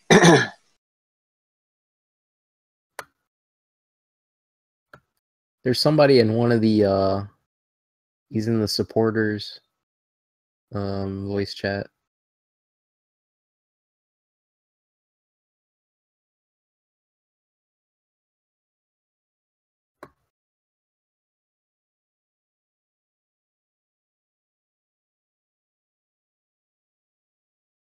You gotta go get. That's probably what's gonna happen as soon as we figure out how to actually end this. Brendan's gonna come back and go, "Oh, okay, guys, here, click." I think I found it. Did I find it? Nope, that's the same one I was just on. Ah. I don't know. I'm trying to look online to see if there's a way to end it without having to sign in. But I mean, did you get that link that I said shows out how to do Google Hangouts? Yeah, I did. There Try we go. those? All right, we are. I have the button right here. Are we officially Okay. done? All right, officially, as of in a few seconds, we will. We Yeah, have so liftoff in 5. See everyone later. 4, 3,